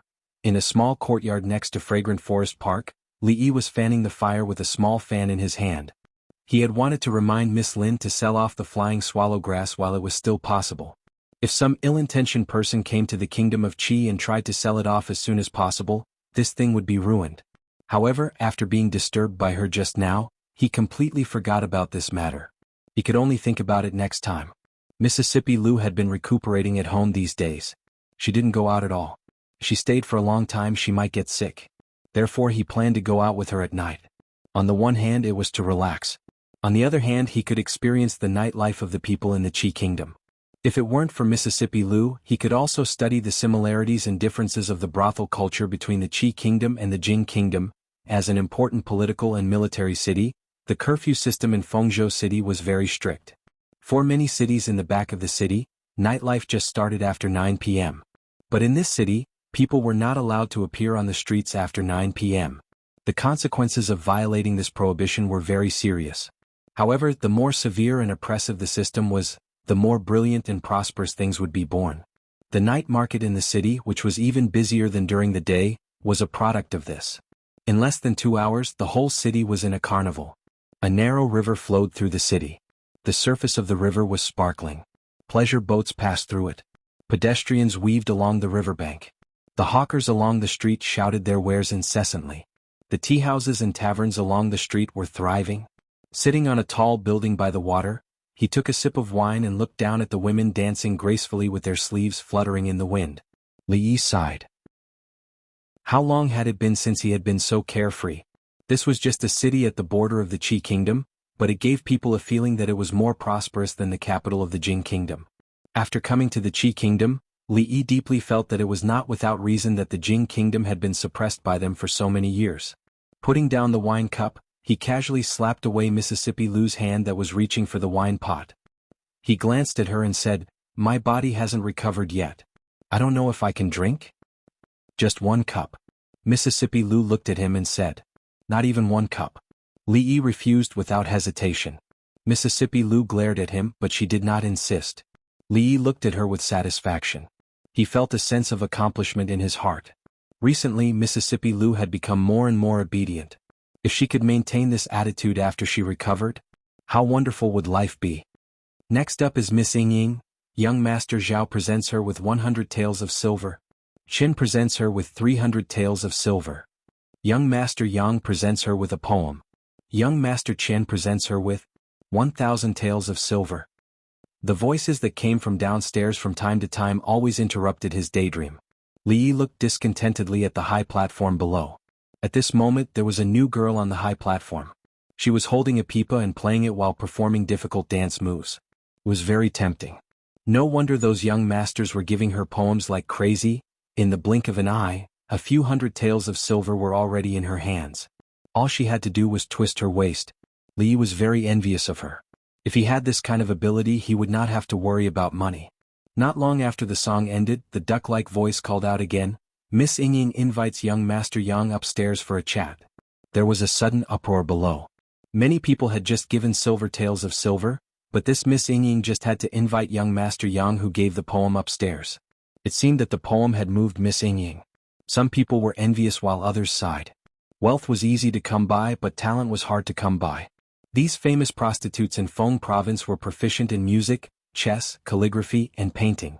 No matter which one of them, they could be crowned as a talented woman. Their daily contacts were all famous talents from all walks of life. They had never been interested in idiots who only knew how to throw money. "Why are you moved?" Mississippi Lu glanced at Li Yi and asked casually when she saw him looking down with an envious face. Li Yi nodded and said, "Yes, 1,000 taels of silver, but it didn't even make a splash. It's such a pity. If you gave it to us, you would have enough medicine for next month." Mississippi Lu was startled, then she shook her head and said, "Medicinal herbs are just auxiliary, it's not necessary." That being said, the sooner Mississippi Lu recovered, the sooner they could go back. Li Yi sighed, "You can't stop taking medicine?"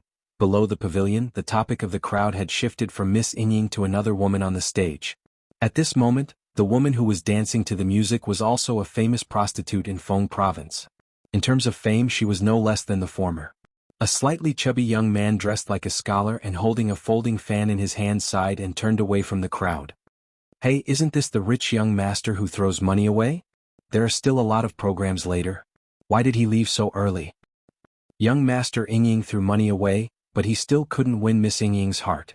"What a pity, what a pity," several voices came from the front. The slightly chubby young man looked up and saw a group of young people coming over. His expression changed slightly. "I don't want to cause trouble today. Get out of the way," he said in a low voice. Then he forcefully pushed the crowd aside and strode outside. He's just a guy who stinks of money. Why is he pretending to be a scholar? Does he really think that holding a folding fan makes him a scholar?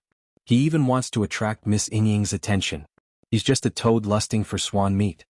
He's just an idiot.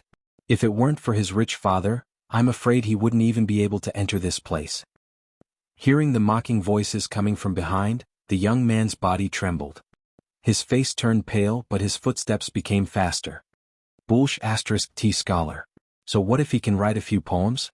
At the entrance of the pavilion, the slightly chubby young man stood by the side of the road. He clenched his fists and gritted his teeth. Although he said so, his face was full of unwillingness and helplessness. He looked back again and was ready to leave. "What's wrong? Are you unwilling?"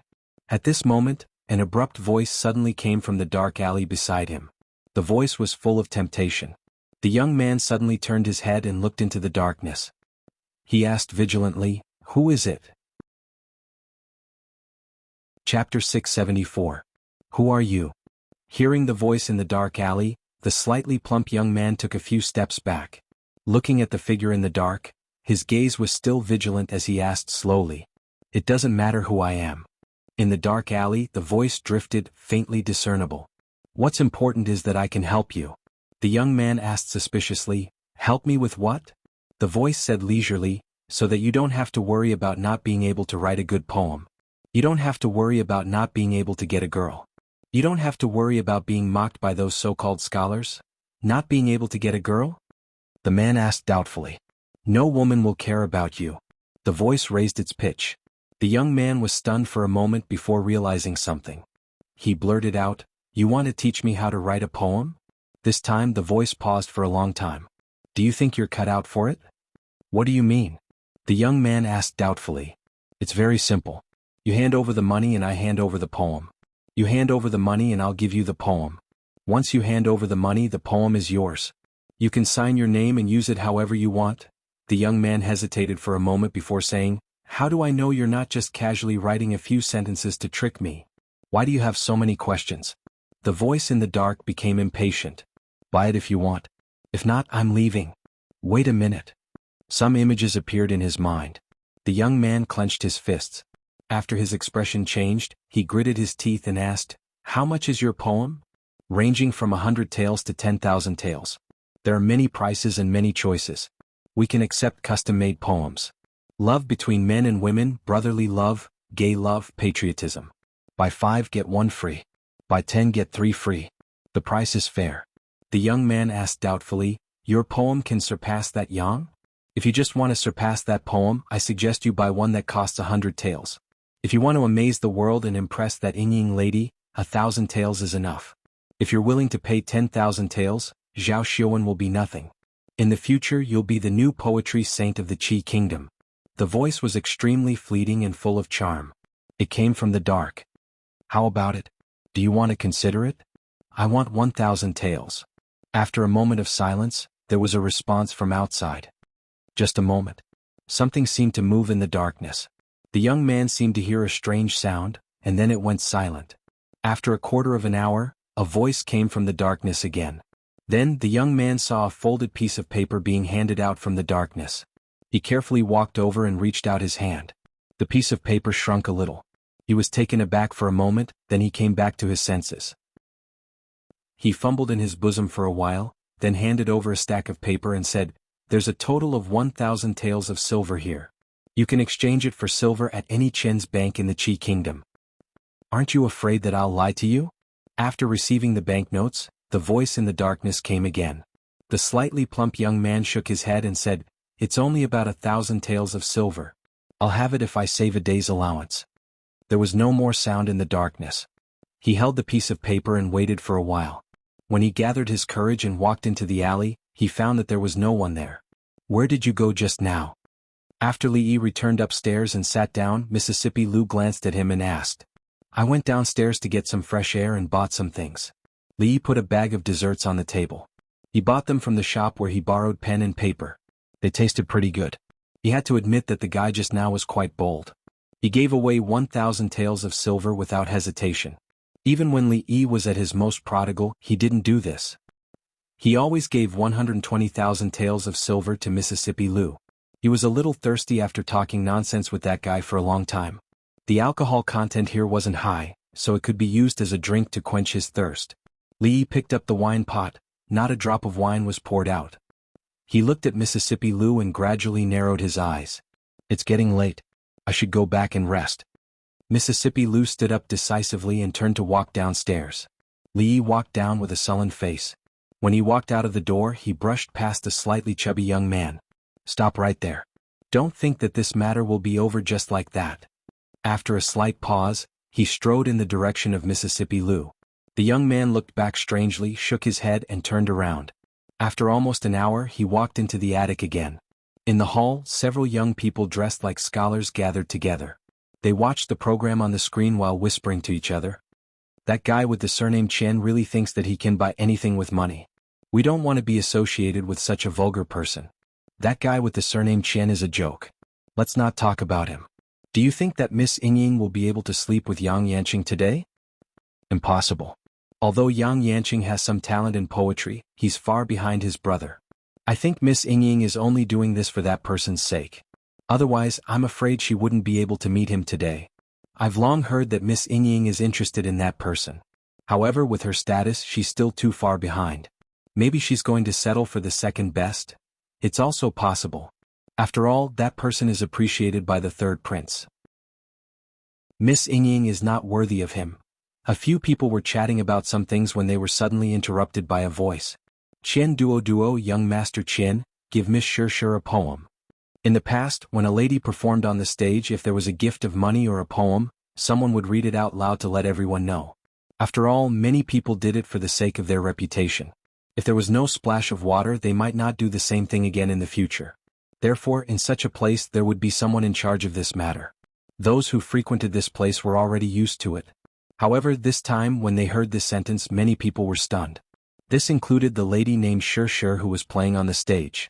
Her pretty face was filled with astonishment, and her music was a little chaotic. They naturally knew who Qian Duo was.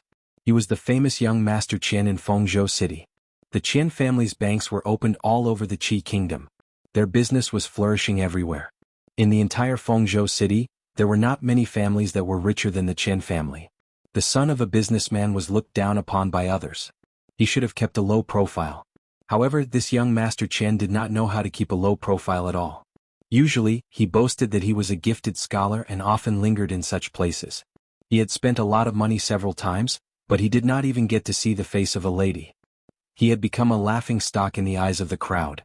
Everyone knew that this young master Qian was a complete idiot. At this time he was learning from others to compose a poem. Haha, young master Qian, a poem? Read it, quickly read it out. Let us see what kind of masterpiece young master Qian has. No, read it later. Let me laugh for a while. In an instant some people could not help but laugh out loud. The atmosphere in the hall became a little lively. In their eyes, young master Qian knew how to compose a poem. It was no different from a rooster laying eggs or an iron tree blooming. It was simply a fantasy. At this moment the crowd only treated it as a joke. Hearing the various voices around him, Qian Duo's expression changed. He pretended to be indifferent, but his fists in his sleeves were already tightly clenched. He had read the poem just now. Although he could not see anything special about it, it was quite smooth to read. There was one word that he did not know. He only found out after asking someone. It should be better than that surnamed Yang, right? In the corner, there was a person holding a piece of paper in his hand. Under the urging of the crowd, he read it out loud. Kai Xiao attentively held the jade bell. That year she fought to be drunk and blushed. Dancing low in the willow house under the moon, she sang the wind at the bottom of the peach blossom fan. After parting, I remembered our meeting. How many times did my soul dream with you? Tonight, with only the silver lamp shining, I fear that our meeting is a dream. Those who could linger in this kind of place were mostly scholars. They usually boasted that they were outstanding and talented. Those they interacted with were all scholars. More or less they had some talent. Otherwise they would not have been able to fool the crowd. After that person read 2 lines, the mocking voices in the hall quieted down. Until the last line, I fear that our meeting is a dream, was read out, there was no more noise. Countless people were stunned. They turned around to look at Qian Duo and swallowed their saliva in disbelief. Was this poem really written by that idiot Qian Duo? The woman on the stage was also stunned. She muttered a few lines and felt some kind of emotion. When she looked down the stage again, her eyes were a little hazy. At the door of a certain room upstairs, the woman called Yingying opened her mouth slightly. The man opposite her was also surprised. Even if Qian Duo did not understand poetry because of his background, his ability to observe people's expressions was far beyond that of ordinary people. Looking at the eyes and expressions of the people around him, he knew that the 1,000 taels he spent just now was really King worth it. Especially when he saw those so-called scholars, their expressions were as if they had seen a ghost. The carefree feeling in his heart was indescribable. He hummed a strange tune and walked out of the door alone under the stunned silence of the crowd. Just as he was about to walk out, he seemed to have thought of something. He turned around and walked to a table. The servant looked at him in a daze and asked, "Young Master Qian, is there anything else?" Qian Duo curled his lips and said, "That 1,000 taels of silver was wrong. Give it back to me. I can't control you but your sister can." When I go back in a few days, I will tell her everything you did here one by one. There was still an hour before the curfew. The streets of Feng State City had already become sparse. Li Yi scolded as he walked. He did not hear a response for a long time. He looked back and saw that Mississippi Lu was already breathing evenly. He shook his head and sighed helplessly. I can't control it anymore. The 3 words, fragrant forest garden, were vaguely visible under the illumination of the fireworks in the night sky. Chapter 675. Wearing a bamboo hat, Li Yi came out of the pharmacy with a lot of things in his hands. The fat man didn't lie to him last night. When he handed over the money to buy these herbs, the shop assistant accepted it without hesitation. Along the way he saw 2 banks on the street. The name of the bank was Bank. It seemed simple and crude, but it had a profound meaning. It was because it was opened by a big family surnamed Qian. When people talked about it, they would feel that all the banks in the world were their own homes. The Qian family was very famous in Fengzhou City because of their wealth. Fengzhou City was prosperous and there were many rich families. Some of them were new families and some were well-known families with deep heritage. The Qian family belonged to the former, and it couldn't be more new. It was said that the master of the Qian family was originally a destitute laborer. However, he had unexpectedly made a fortune more than 10 years ago. He had started by unloading goods from ships. Then he had slowly started a small business. Step by step he had expanded his business. After 10 years, the wealth accumulated by the Qian family had surpassed most of the so-called rich and powerful families in Fengzhou City. Including those well-known families with decades of heritage, the wealth of the Qian family could be ranked in the top 5 in the entire Fengzhou City. In other words, the number of families in the entire Fengzhou City that were richer than the Qian family could be counted on one hand. Although power and money couldn't be separated since ancient times, the reality was that those with power had money, and those with money didn't necessarily have power. Especially in today's era, businessmen were lowly. The richer they were, the more they had to accept the ridicule and indifference of others. The Qian family was such an existence. They were different from those families that had accumulated wealth and reputation for hundreds of years. In the eyes of most people, they were villains, landlords, and nouveau riche. They weren't recognized by the upper class. Unlike the later generations, this kind of people were successful entrepreneurs, leading the trend of success studies, and idols in the hearts of countless confused youths. They could write books such as Chen Naiji Success Studies, The Law of Success, Chicken Soup for Success, and so on. They could be sold out. This information was obtained by Li Yi from an insider. At that time, the insider was blocked by him in the corner.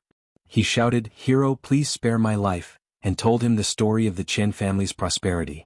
He even told him that the head of the Qian family kept a concubine in a small building, and that young Master Qian and a scholar were suspected to have a homosexual fetish. Before leaving, the insider sincerely suggested that if he wanted to rob the money, he should go straight along this road and then turn left. The biggest and most luxurious mansion with a silver lion at the door should be the one. This was the information he politely inquired. As for yesterday's young Master Qian's wish, he didn't know yet. He didn't have many poems, but all of them were fine works. Yan Jidao's style of poetry was deep and profound, and he was good at expressing emotions. His achievements in literature were even higher than his father Yan Shu's, in both the current and future generations. Yan Jidao was someone who didn't even take Su Shi seriously. He didn't have many poems, but all of them were excellent. Due to the problems in his life, there were many poems in his poems that sympathized with the fate of prostitutes and dancers and praised their beautiful souls. His style was sad and touching. Which young girl doesn't yearn for love? Which young woman doesn't? Even prostitutes and dancers must have a lover in their hearts that they are looking forward to meeting. Because of their status, they yearn for beautiful things and feelings. Unfortunately, due to their status and age, most women can't obtain the happiness they hope for. If this emotional partridge sky were to be circulated, who knows how many women's hearts would be pierced. Li didn't know if those women's hearts were pierced, but his own heart was pierced. With the help of medicinal materials, Mississippi Lu's body recovered quickly. This time, he gritted his teeth and spent 500 taels of silver to buy medicinal materials of higher quality and older. If he could sell a few more poems, he and Mississippi Lu would soon be able to return home. Half of the 10 banknotes were gone in a short time. Rich people could only be found by chance. Li was a little regretful. He should have left his contact information yesterday. Although he knew where the Qian family was, he couldn't go to them with a mask like this. Wearing a bamboo hat and walking on the street, many people turned their heads. If it weren't for the fact that some people in Jianghu often dressed like this, people wouldn't be too surprised. Perhaps they would be invited to tea by the patrolling soldiers after a while. At a certain moment, a man wearing a bamboo hat walked into a deep alley. Not long after, a young man came out from the other side of the alley. Li looked at the sky. He had been delayed on the road today. He had to hurry back to cook for Mississippi Lu. Fonglin Garden was just ahead. When Li walked over, he greeted Lin Yong, who was leaning against the door. He walked to a small courtyard and gently knocked on the door. Today Mississippi Lu took a long time to open the door. Li looked at her suspiciously. He pointed at her face and asked, "What's wrong with you? Didn't you wash your face when you woke up this morning?" Mississippi Lu's expression was a little unnatural. She wiped her face with her sleeves and said, "Go wash your hands.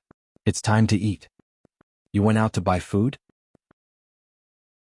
Li walked into the house and said, "Didn't I say to wait for me to come back? Your body hasn't recovered yet. It's dangerous outside." He looked at the unknown object on the table and looked up at Mississippi Lu. He asked, "This? Where did you buy this food from?" "Eat it if you want." Mississippi Lu glanced at him and turned around to walk back to her room. Li reached out his chopsticks and picked up the paste in front of him. He vaguely recognized that this should be green vegetables. As for the other plate, he could only say that he was not knowledgeable enough. He looked at the rice again. Forget it, he could not bear to look any more. This was obviously the work of Mississippi Lu. No wonder her face was black and white just now. She was also wearing an apron around her waist. Other people were men who worked hard to earn money to support their families.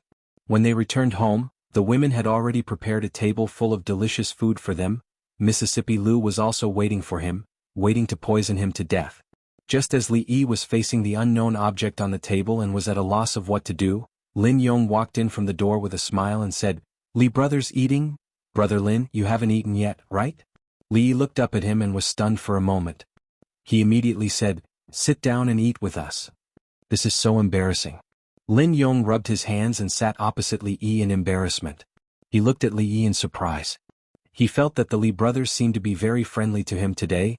Li Yi handed him the chopsticks and said with a smile, "Don't stand on ceremony. I've made a lot of food today. Brother Lin, you can eat as much as you want." "Haha, then I won't stand on ceremony." Lin Yong took the chopsticks and laughed. He asked, "Where's the food? Is it not here yet?" "Li brothers, you sit down. I'll go get it." His eyes inadvertently swept across the table and asked in confusion, "What is this?" "This is it." Li looked at him and said sincerely, "What is it?" Lin Yong looked confused. Li pushed the two dishes over and said, "I've already eaten outside. Brother Lin, don't stand on ceremony. Do you want me to help you get 2 more bowls of rice?" Lin Yong lowered his head to take a look and finally realized something. His expression changed. "Haha, I'm so embarrassed to eat here every day, Li brothers."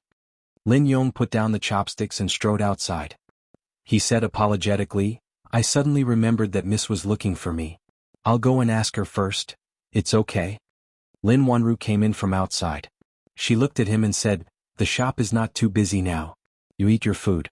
I have something to ask Li." She turned to look at Li Yi and said, "I wonder if it's convenient for Li to come over now."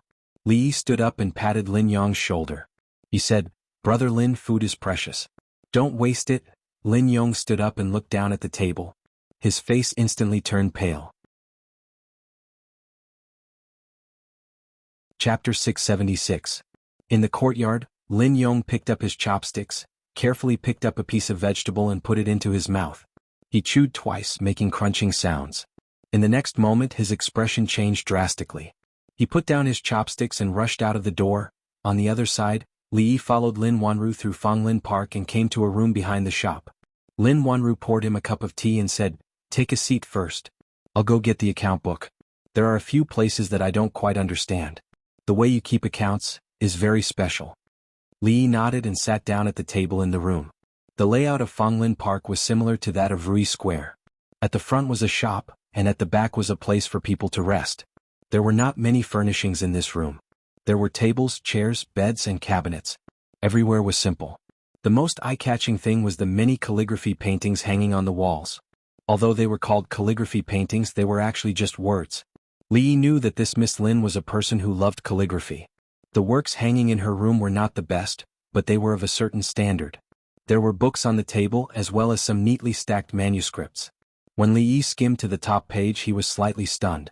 The reason why he was stunned was not only because this was the poem Partridge Sky that he had sold to the fat man yesterday, but also because this handwriting was Wang Shiji's semi-cursive script. The ink on the paper was still wet, and it was clearly written not long ago. Women in this world, as long as they studied in primary school, would all use the hairpin-style small regular script. It was rare to see a semi-cursive script. He picked up the paper and looked at it doubtfully. It's not a good imitation. Please excuse me. Lin Wanru's voice came from the side. She said, in the Jing Kingdom, you should often see the handwriting of that #1 scholar. Otherwise you can't imitate it so well. Ever since Zhao Xiaowen spread this handwriting, many people in the Qi Kingdom have begun to imitate it. I have to say, among these people, you are the best at imitating. Li Yi was stunned for a moment. He nodded and said, I see it quite often. Just a moment ago she was still puzzled.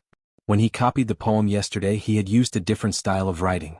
After knowing her for so long, she did not expect that this Miss Lin was also his fan. Life was really full of surprises. Li Yi pointed at the paper and asked, this poem? They said it came from Qingshui River last night. Zhao Xiaowen hasn't had any poems recently.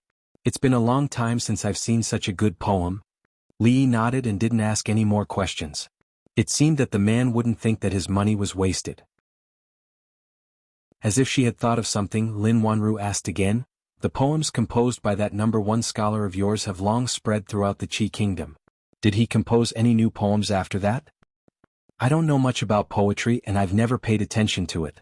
Li Yi shook his head and said, you just said that you have questions for me? Lin Wanru also didn't continue this topic. She flipped open the account book and pointed at a certain part of it.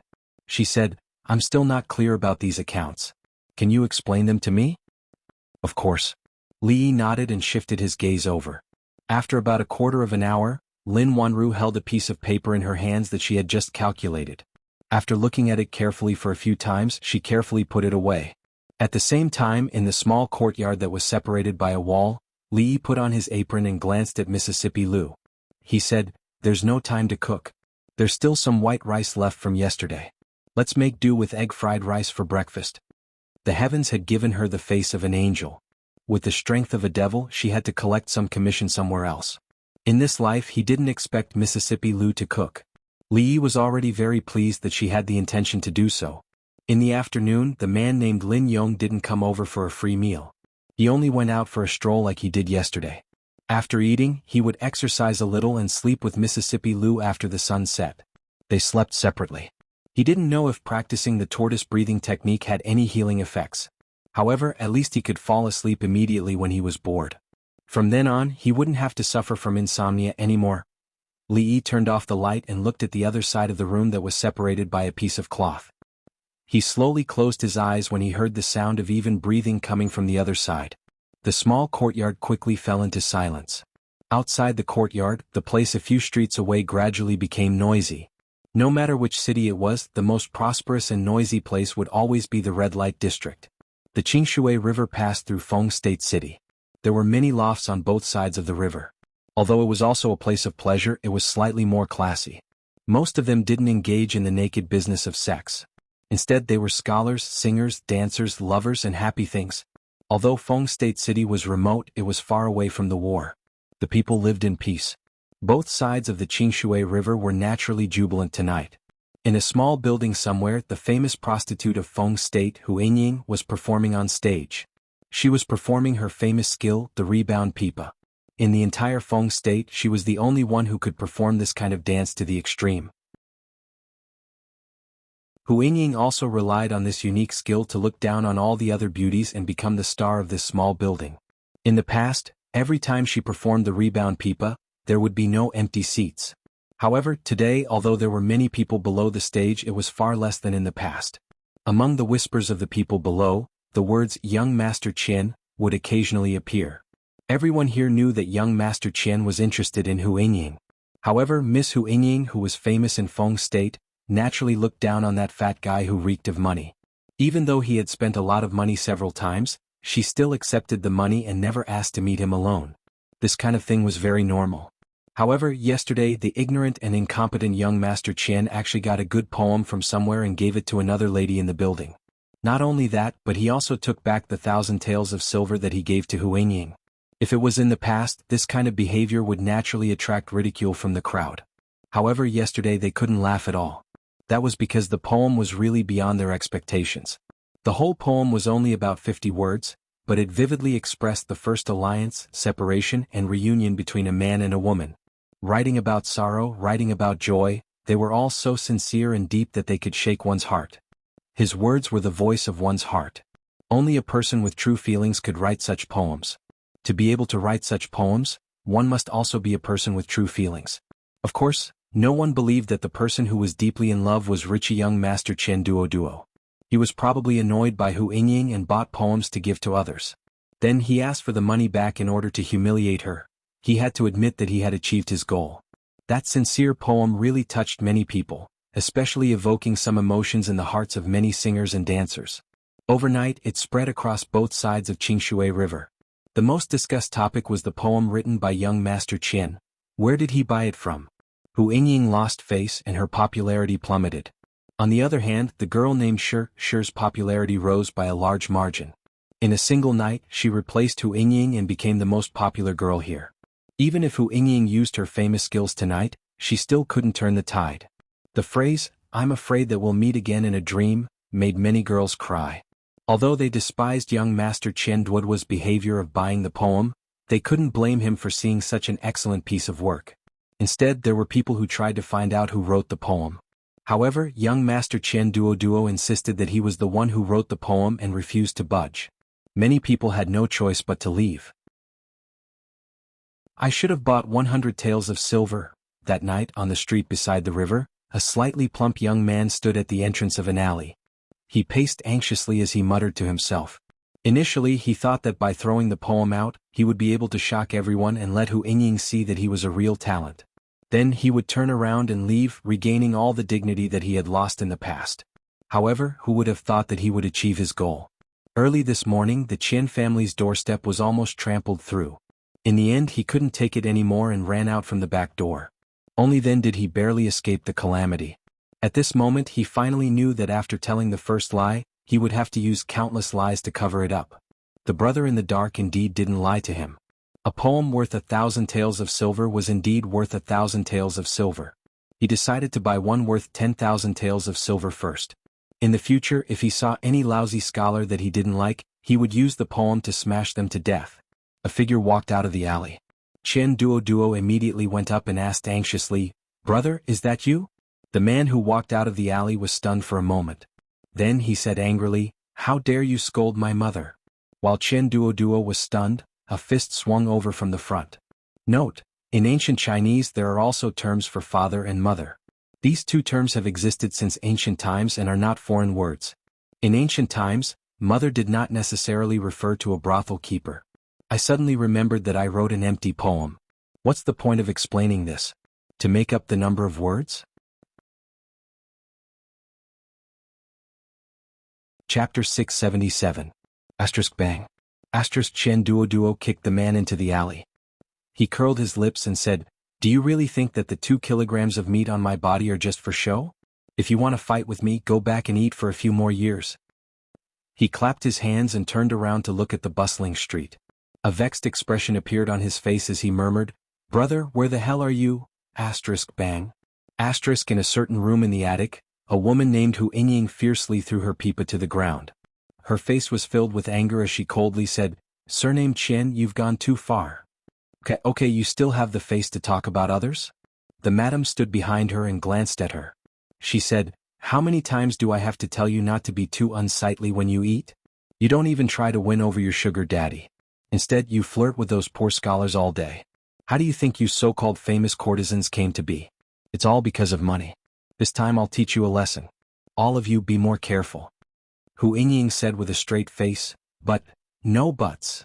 The madam waved her hand and said, "Find time to properly apologize to young Master Qian.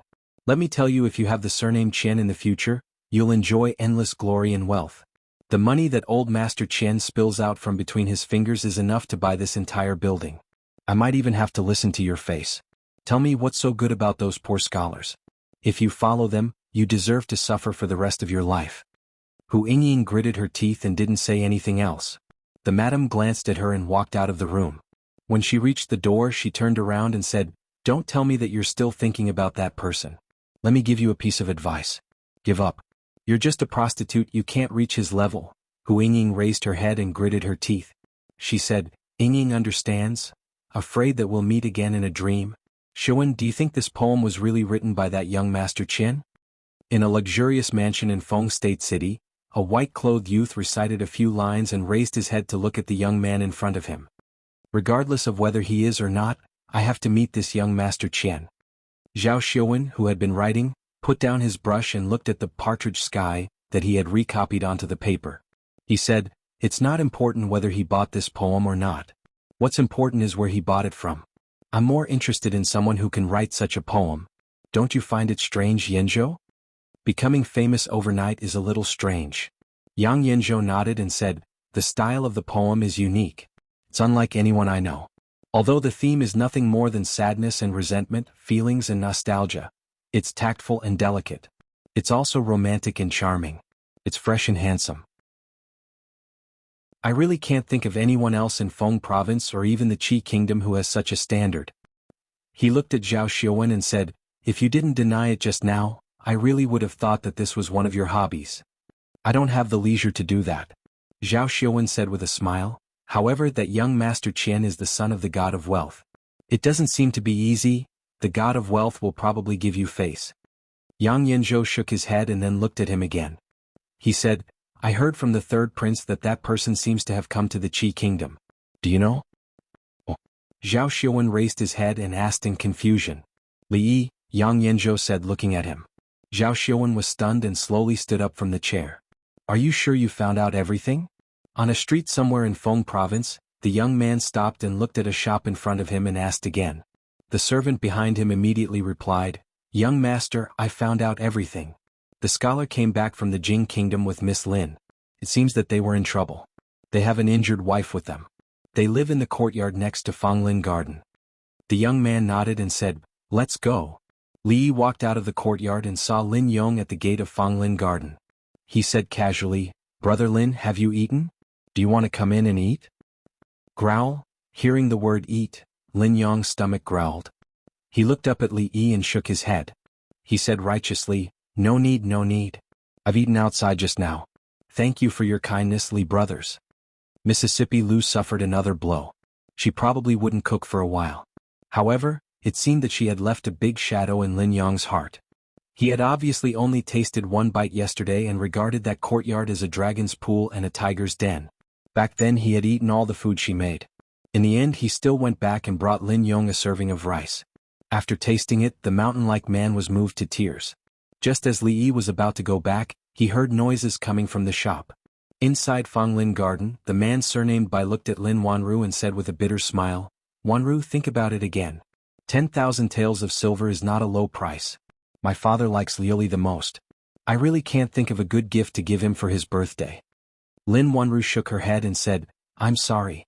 The flying swallow horse is the treasure of Fanglin Garden. It's not for sale. I know it's a bit difficult." The man surnamed Bai looked troubled and said, "But I also want my father to be happy. Otherwise I definitely wouldn't ask. I'm really sorry. I can't make the decision alone." Lin Wanru still shook her head. Not long after, the man surnamed Bai walked out of the shop. After glancing at Li Yi, he shook his head and turned to leave. Li Yi thought about it and walked into the shop. He saw Lin Wanru standing in front of the Liuli ware. He walked over and looked at her. After hesitating for a moment he said, "Miss Lin, if you can sell this Liuli ware, it's better to sell it as soon as possible." "What?" Lin Wanru looked at him and asked with a frown. Li Yi pointed at the Liuli ware and said, "There are some foreign merchants who claim to be from Great Britain. They traveled over land and water to bring a large amount of Liuli ware here. This thing will soon be worthless. So, it's better to sell it as soon as possible." "How do you know?" Lin Wanru looked at him and asked. "It's a coincidence. I saw them in the Jing Kingdom before. It won't be long before they reach the Qi Kingdom." Li Yi could only say so much. Any more would involve business secrets. It was not easy for the British merchants. They traveled thousands of miles, traveled over land and water, and lost a lot of people. It was not easy for them to come here. He had to give them a way out. Watching him leave, Lin Wanru's face showed a thoughtful expression. When she looked at the flying swallow again, her eyes changed a little. Great Britain? A foreign merchant? Lin Wanru's face showed a thoughtful expression. I've never heard of this foreign country. Is it rich in lily ware? Chongzhou and Fengzhou were neighbors. If one rode a fast horse, it would take a day's journey from Fengzhou to the border of the Qi kingdom. After crossing the river from Chongzhou, one would reach the territory of the Jing kingdom. In a shop in Fengzhou city, the shop assistant scratched his head in confusion and asked, "Where did you say you came from? I didn't hear you clearly. Say it again." At this time, there were a few men in ragged clothes with unkempt hair and dirty faces. The man in the front looked at him and said arrogantly, "Listen carefully. We come from the great United Kingdom of Great Britain and Northern Ireland. We have a big business with you. Hurry up and ask your shopkeeper to come out." "What are you doing?" The shop assistant looked at them with disdain. He waved his hand and said impatiently, "A bunch of stinky beggars. You want to ask our shopkeeper to come out? Hurry up and get lost. If you don't, I'll let the dogs bite you." The man in the front turned around and gave another man a look. The man immediately opened a big box on the ground. In an instant, the whole shop was lit up. The shop assistant looked at the box with his mouth wide open. He was stunned. After a while, he shouted and ran to the back. "Shopkeeper, come out quickly. That you're tuning in to the Sword Dance in the Vast Sky YouTube channel. Don't forget to subscribe and join us on this journey to catch the most captivating stories.